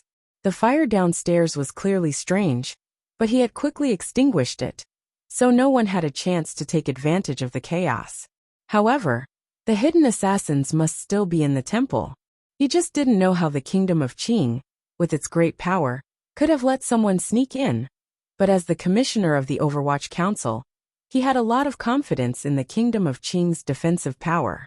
Even if there were assassins in hiding, they could only be top-notch aces who could throw the world into chaos with one sword strike. There could not be more than 3 of them. But the fact that Gong Dian was not in the building made Fan Xian's heart clench. Eunuch Hong helped the Empress Dowager down the stairs. This fact made Fan Xian's head hurt even more. Could it be that the assassins had started this fire just to lure the number 1 ace in the palace downstairs? At this moment upstairs, other than the armed guards, it seemed that he was the only true ace. Fan Xian judged the situation in the building with a bit of arrogance. After all, in his heart, the great prince's skills on horseback were not bad. But when faced with this kind of sudden attack, the difference between him and an excellent assassin was too great. Looking at the emperor's expression, it seemed that he didn't care much about this matter. Perhaps this was the steadiness and dominance that a ruler had to display. But Fan Xian didn't want to cause the deaths of countless innocents in the kingdom of Qing because of the occasional injury of this middle-aged man. He frowned slightly and gave the crown prince, who was behind the emperor, who was forcing himself to appear calm. The crown prince was slightly surprised, but immediately knew what Fan Xian was thinking. He bowed to the emperor and said, "Father, the cause of the fire is unclear. Please leave for now." Who would have thought that the emperor would not pay any attention to the crown prince's request? He slowly turned around, and there was a faint self-mockery on his thin face. He looked at Fan Xian and said, "Has the fire been extinguished?" Fan Xian was slightly surprised and nodded. "It has been extinguished. Then why do you still want to leave?" The emperor's left hand gently stroked the railing. Slowly he said, "In this life, there have been very few times when I have retreated." Fan Xian's expression was calm, but in his heart, he had already begun to curse. He thought, "You like to pretend to be cool and play with excitement, but I have no such interest." In a low voice he said, "Although there have been no unusual movements, this place is high up on the peak. It is the most difficult to guard against. Please, Your Majesty, think of the world, and immediately return to the palace." Using the world to admonish an emperor was the most effective method in court dramas in his previous life. But it was clear that it had no effect on the emperor of the kingdom of Qing. Instead, he turned around and coldly said, "Fan Xian, you are the commissioner of the Overwatch Council. If someone dares to assassinate me, that would be a dereliction of duty on your part. Do you want me to be punished by not being able to admire the flowers because of your dereliction of duty?" Fan Xian was angry and bitter. He thought that he was only the commissioner of the Overwatch Council. Although the 6th Bureau was indeed in charge of this part of the business, the chrysanthemum viewing banquet had not allowed the council to interfere. How could he have predicted the enemy's actions? However, he immediately thought of the Overwatch Council's network of spies throughout the world. Recently, they had indeed not heard any news. There were only 2 or 3 powers in the world who dared to act against the Qing royal family. Those 2 or 3 powers had been quiet recently. Dongyi, which was the most difficult to guess, had also maintained its calm. Siga Jian had always been an important target of the Overwatch Council's observation. They could confirm that he was still in Dongyi. Looking at the emperor's calm expression, Fan Xian couldn't help but mutter in his heart. Was this fire not the prelude to an assassination? Was he really too nervous? Seeing Fan Xian sink into silence, the 3 princes present who had the right to speak all thought that he had been reprimanded by the emperor, and their faces were a little embarrassed. The crown prince coughed lightly and was about to say something on Fan Xian's behalf, but he suddenly remembered that Fan Xian had recently beaten the second prince wretchedly, which made him feel greatly gratified. However, this official's power seemed to have reached a point where he could not control it. At this moment, his father was suppressing him. Perhaps there was a deeper meaning to it, so he shut his mouth and only cast a comforting glance at Fan Xian. The great prince did not think so much. In a low voice he said, "Father, what Commissioner Fan says makes sense. Although I'm afraid there is no traitor in this world who would dare to assassinate you, for safety's sake, and for the sake of the elders downstairs, you should go downstairs first." The emperor seemed to admire the great prince's straightforward attitude, but he still did not have a good expression toward Fan Xian. Coldly he said, "Fan Xian, as the commissioner of the Overwatch Council, you are so flustered in the face of trouble. You have disappointed me greatly." Fan Xian cursed a few more times in his heart, but his expression became more and more humble. He laughed at himself and said, "Your Majesty is right." The emperor looked at him with a trace of questioning. Suddenly he said, "Are you not satisfied in your heart?" "Yes." Fan Xian's heart suddenly jumped, and he replied in a low voice, "I believe that your Majesty is concerned with the world, and that safety is no small matter. You must take even more care. And no matter how careful you are, it is never too much. This scene reappears every year, and there is only one emperor in the kingdom of Qing. Even if others say I am flustered and as cowardly as a mouse, I must still ask your Majesty to go downstairs and return to the palace." There was an awkward silence in the building. No one had expected that Fan Xian would dare to contradict the emperor in public, and even dare to discuss the emperor's life and death. He even directly refuted the emperor's earlier reprimand. "You are very daring." For some reason, after hearing these words, the emperor's expression finally relaxed a little. Looking at Fan Xian, he said, "If you say you are as cowardly as a mouse, then I really don't know where to find such a big mouse in the world." This was originally a joke, but other than the emperor, everyone on the top floor was in a nervous mood. No one dared to laugh out loud. Only the extremely daring Fan Xian laughed, but his smile was somewhat bitter. Suddenly, the emperor's voice dropped a little. Even his eyes closed, allowing the mountain wind outside the railing to gently caress the middle-aged and gradually wrinkled face. "In this life of mine, I have encountered countless assassination attempts. How could you children possibly know how turbulent the world was back then?" The emperor smiled lightly. "You want to force me to leave with such a situation full of mistakes, and a fire that can't even be lit? How could it be so easy?" Fan Xian looked at this scene, and secretly looked down on the ruler of a country for playing with petty bourgeoisie. His attention was mostly on his surroundings. Gong Dian and Eunuch Hong were not there. The tiger guards were not there. There were only the guards and 3 or 4. The princes and the eunuchs who served the emperor closely were loyal, and the relatives of the previous 3 generations were all under the control of the court. If they wanted to rely on these people to protect the emperor, it was far from enough. In particular, Eunuch Hong had left with the Empress Dowager, which made Fan Xian very worried. Suddenly his heart jumped. He thought of a very subtle matter. If the emperor was attacked at this time, as the commissioner of the Overwatch Council, wouldn't he bear the greatest responsibility? Why hadn't his father thought of this when they were downstairs? Eunuch Dai said in a loud voice. In his life, the emperor has been attacked 43 times. He has never retreated a single step. Fan Xian was stunned for a moment. He immediately thought of Wang Qinian far away in northern Qi. He cursed in his heart. Behind all successful men, there was one or a few excellent sidekicks. The emperor slowly opened his eyes. A powerful self-confidence seeped through the calmness in his gaze. Northern Qi Dongyi, Western Hu Nanyue, and those pitiful creatures whose countries were destroyed by me. Who doesn't want to kill me? But after 20 years, who has done it? He laughed lightly. When being attacked by assassins becomes a habit, Fan Xian, you can probably understand why I don't take it to heart. Fan Xian cursed in his heart more than any other day. But since he was the commissioner of the Overwatch Council, he had to be responsible for the emperor's safety. Most importantly, he didn't want to be the biggest black pot in the world. And so he didn't let it go. Thickening his skin, he bravely urged the emperor to return to the palace. The emperor was finally annoyed by his words. He cursed angrily. How did Fan Xian raise such a good-for-nothing? How did Chen Pingping take a fancy to you? Fan Xian's face was full of smiles, but he continued to curse in his heart. If you have the ability, teach me yourself. This should be your job. The situation had long since calmed down.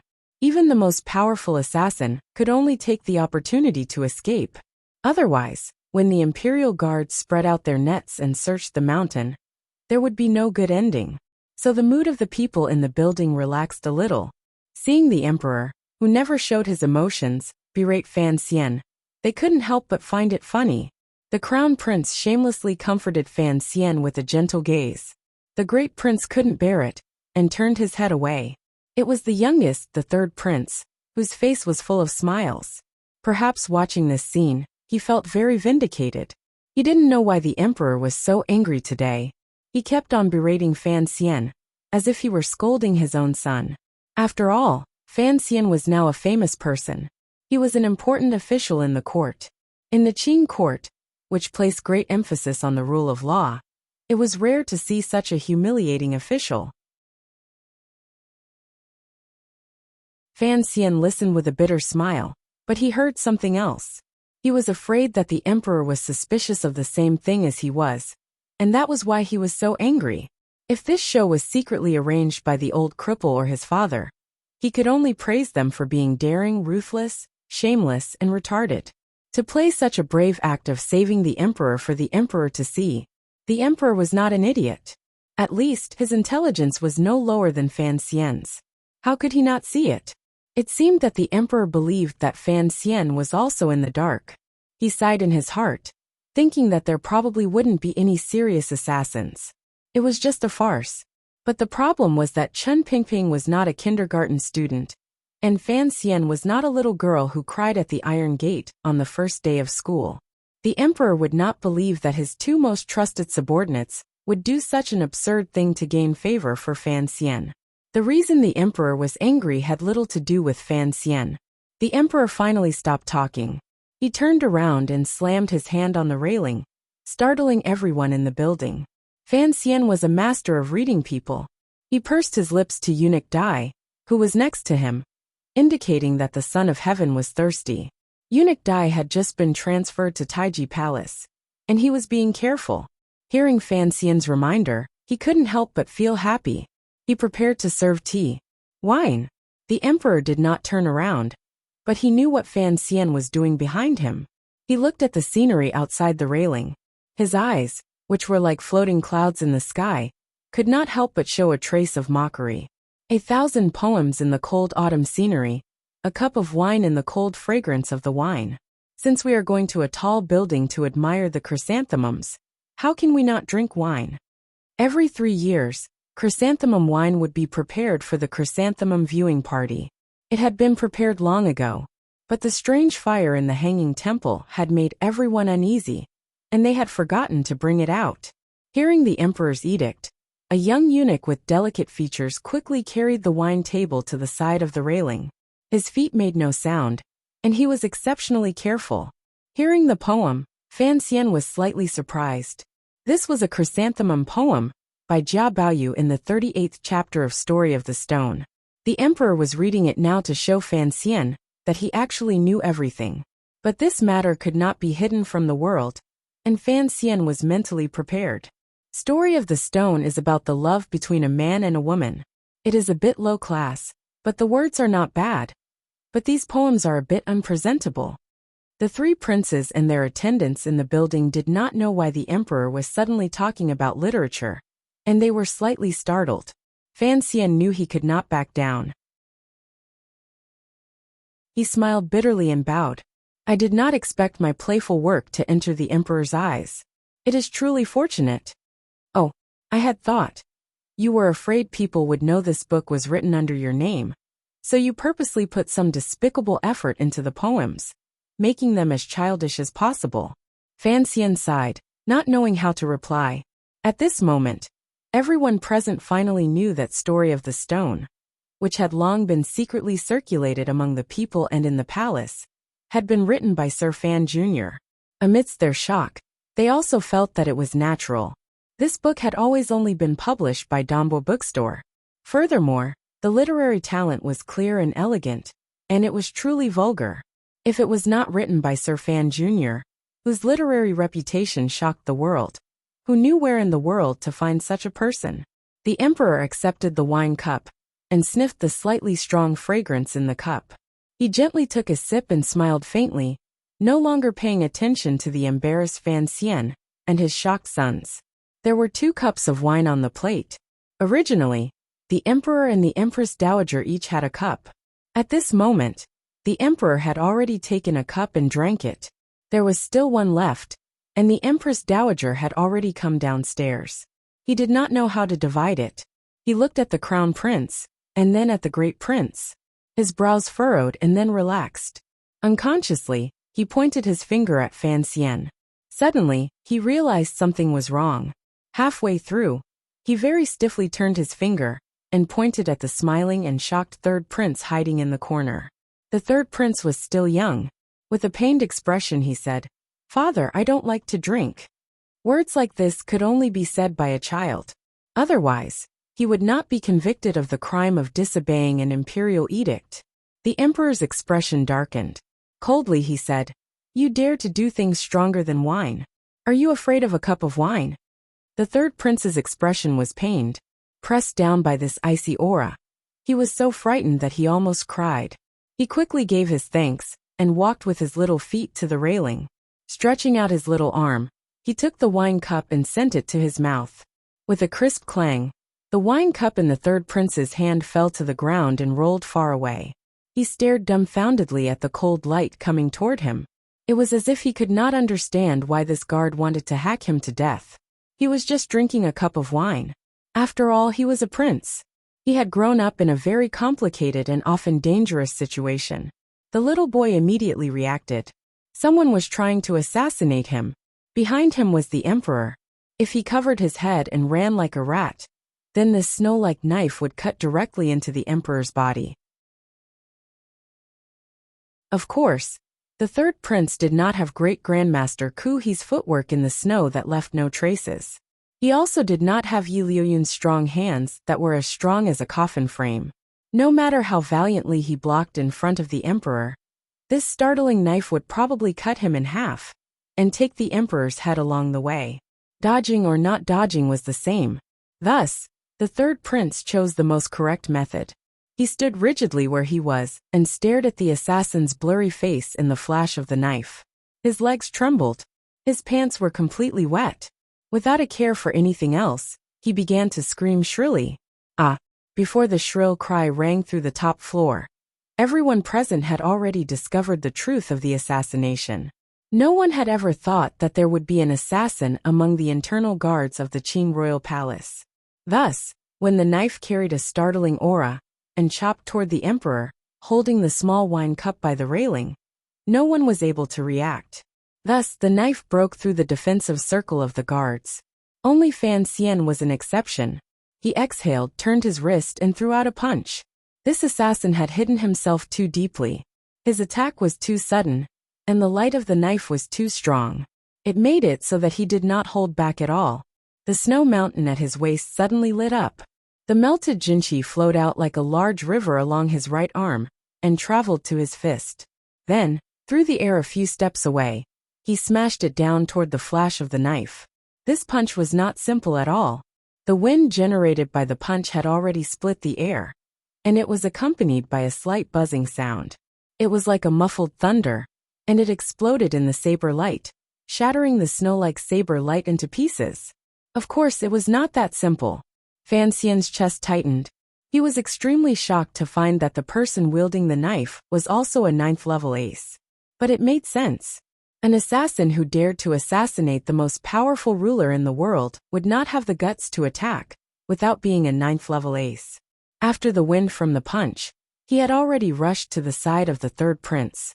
His left hand flipped over, and the black dagger came out of his leg.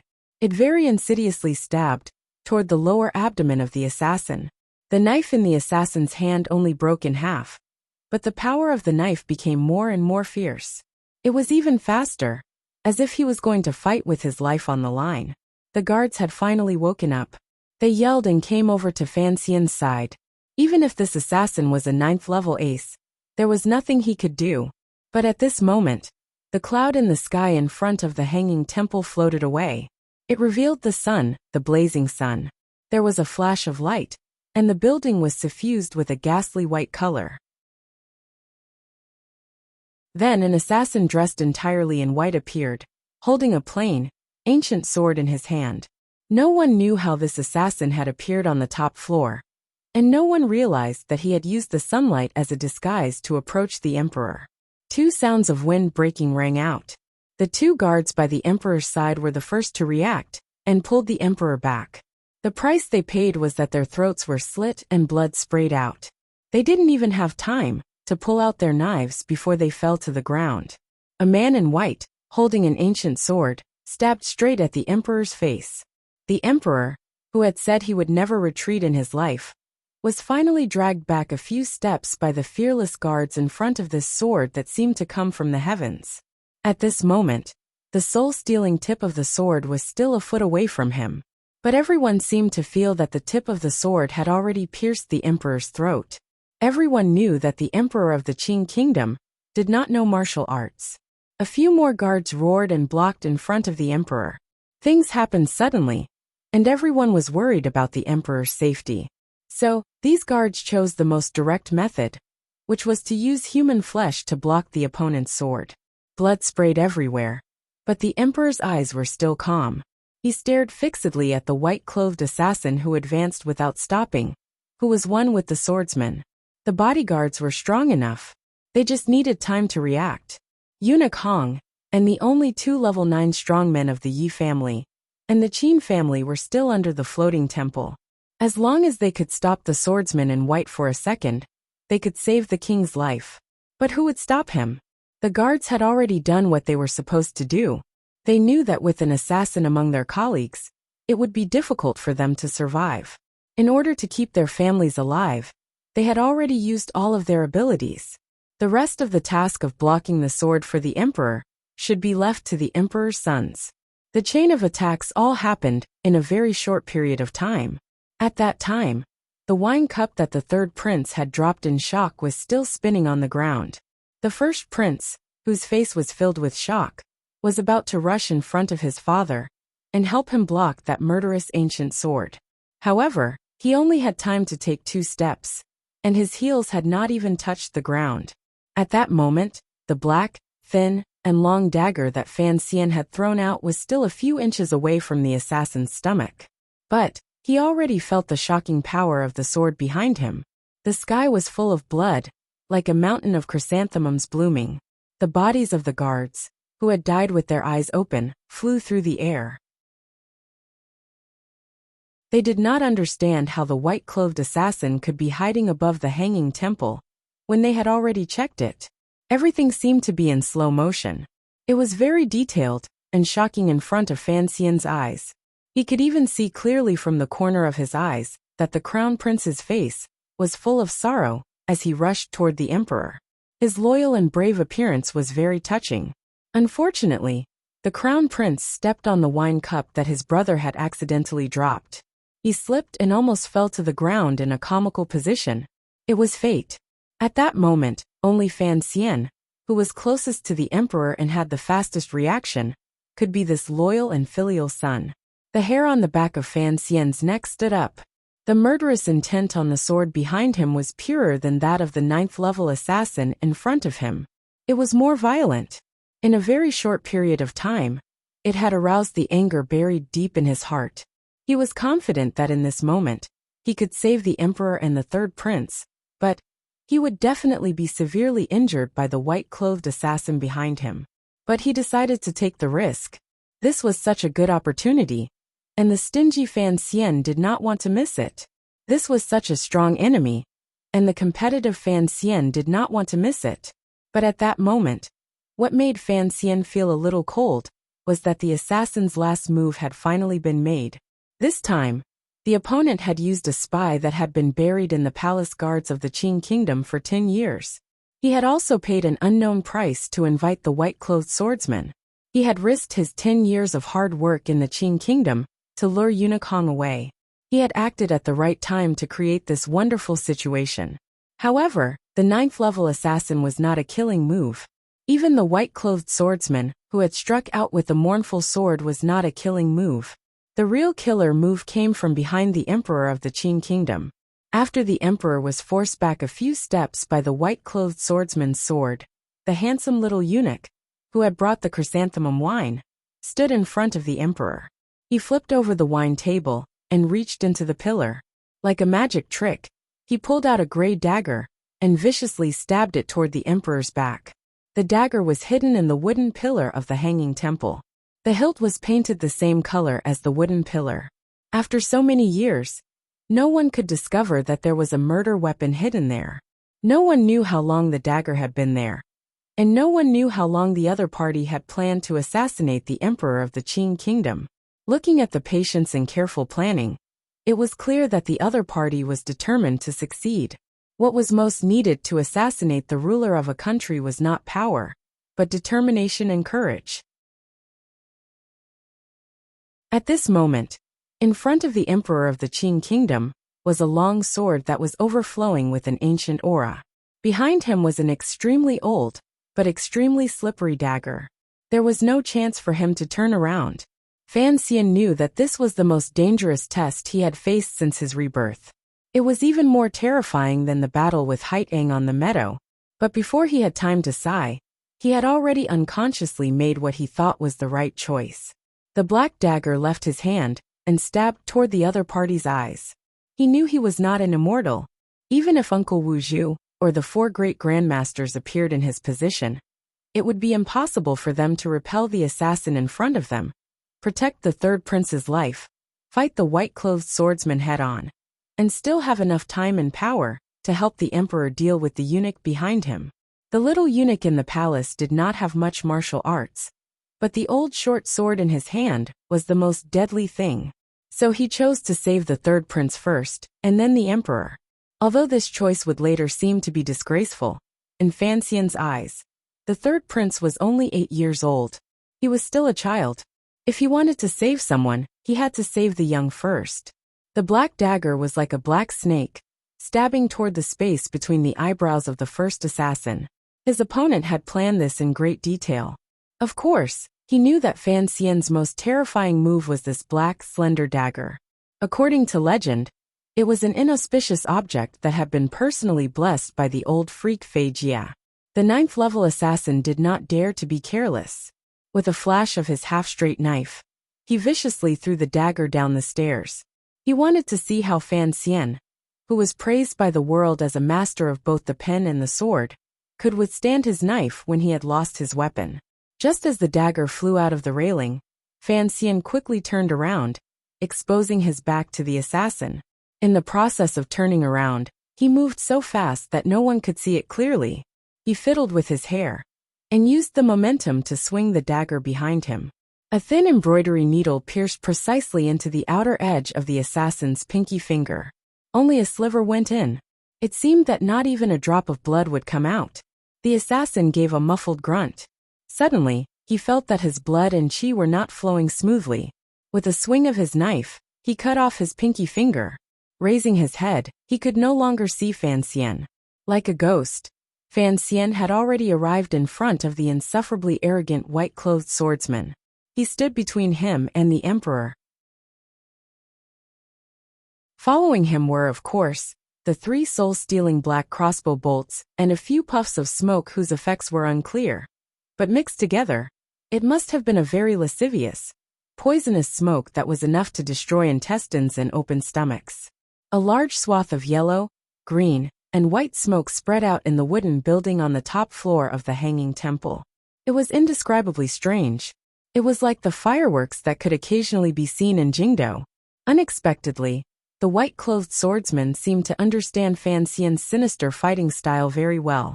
He had long since avoided the 3 crossbow bolts. He also held his breath and continued to stab straight with his sword. It pierced through 1,000 mountains, crossed 10,000 rivers, broke through the smoke, and headed straight for Fan Xian's face. At this moment Fan Xian, who had used all of his tricks, was in front of the emperor. Even if the sword stabbed forward, it would first stab Fan Xian's body. Even if he was kind and righteous enough to sacrifice his life for the emperor, this was all he could do. As for the little eunuch behind the emperor, who was trying to assassinate him, the emperor, please take care of yourself. The sword came down. The tyrannical Jinqi in Fan Xian's body became incomparably violent. At this moment, it was unknown whether his mind was controlling the Jinqi, or whether the Jinqi had already taken control of his mind. He only heard a shrill scream, and both of his palms shot out. The Jinqi in his body seemed to have been compressed into 2 very strong pieces of mountain rock. It came out of his arms and met the cold sword. The white-clothed swordsman frowned slightly. He knew that if he continued to hold the sword and advance, even if it pierced through Fan Xian's chest, the 2 terrifying palms would probably shatter his sternum. With a swish, the ancient sword was like a celestial plucking a branch from the mortal world. It stabbed into Fan Xian's shoulder. At this moment, the white-clothed swordsman abandoned his sword and met Fan Xian's palms. There was a loud bang, and the power of the collision shook the surroundings. Dust flew everywhere, and the poisonous smoke dissipated. No matter how much of a genius the white-clothed swordsman was, he could not compare to the Jinqi foundation that Fan Xian had laid down when he was a baby. His left hand was slightly weaker, and with a crack his wrist was broken. But what made Fan Xian's heart tremble was that when the white-clothed swordsman was knocked back, he was still able to casually pull out the ancient sword that was stuck in his shoulder. How fast was this? And how wonderful was this technique? Immediately retreating after failing to strike was the style of a first-rate assassin. The white-clothed swordsman tapped the railing with the tip of his foot, and without looking at Fan Xian again, he leaped down the temple.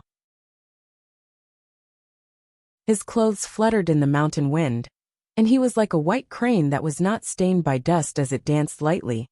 In the instant that the white-clothed swordsman and Fan Xian exchanged blows, 2 inconspicuous sounds rang out. The 9th-level assassin, who had put Fan Xian in a difficult situation, was now completely red in the face. His shoulder bones were completely shattered, and blood flowed freely.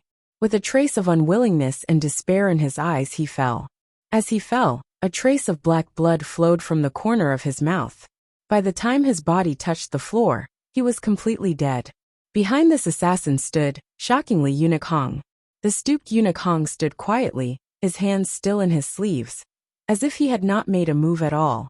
Fan Xian thought of the assassin's ultimate move, and with some despair, he turned around and saw a scene that shocked him. It was a scene that he would still remember many years later. The young eunuch, who had intended to assassinate the emperor with a dagger, had already fainted on the floor. Next to his head was a pile of sawdust, and the target of his assassination was the emperor of the kingdom of Qing. In his hand was a wooden plate with half a wine cup. This was the only weapon that the emperor had been able to grab in the chaos. He looked at the young eunuch at his feet and said in a cold voice, "Although I am not Yi Luyan, I am not someone that can be killed by someone like you." Indeed, although the emperor of the kingdom of Qing did not practice martial arts, he was still a brave man who conquered the world on horseback. In a normal fight, he still had some skill.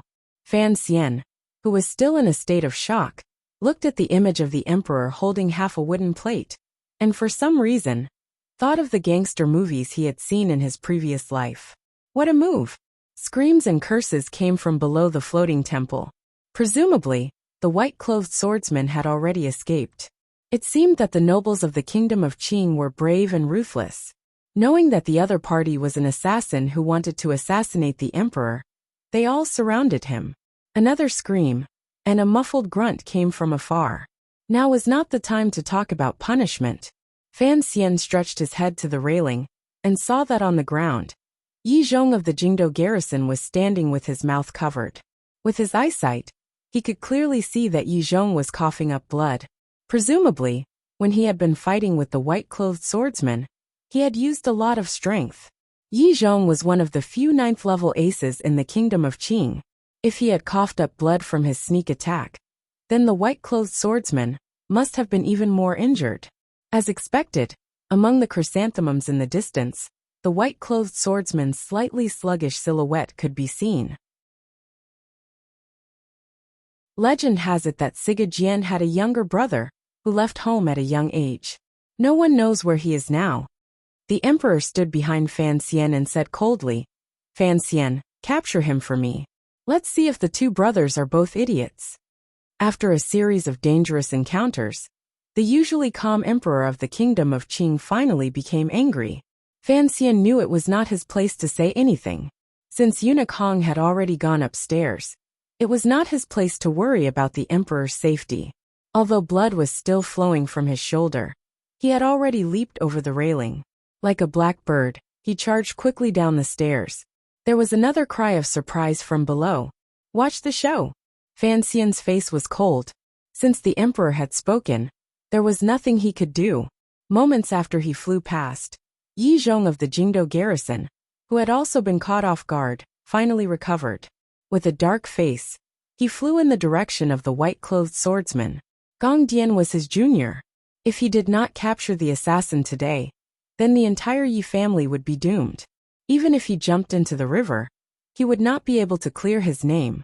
Even if it cost him his life, he would personally capture the assassin, and capture him alive. Immediately after, the guard's lightness skills also turned into countless arrowheads, leaping into the wilderness. At the foot of the mountain, there were layers of imperial soldiers surrounding it. On the mountain, Fan Xian and Yi Zhong, two ninth-level aces, led a group of red-eyed imperial guards in pursuit.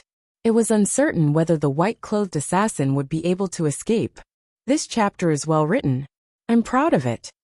You're tuning in to the Li Mei's Sword of Destiny YouTube channel. We're so grateful for your support, and don't forget to subscribe to join us on this incredible journey through captivating stories. Your generosity through donations truly makes a world of difference, as it's the primary source of revenue that allows me to expand and enhance this channel for you. Thank you from the bottom of my heart for being a part of this adventure.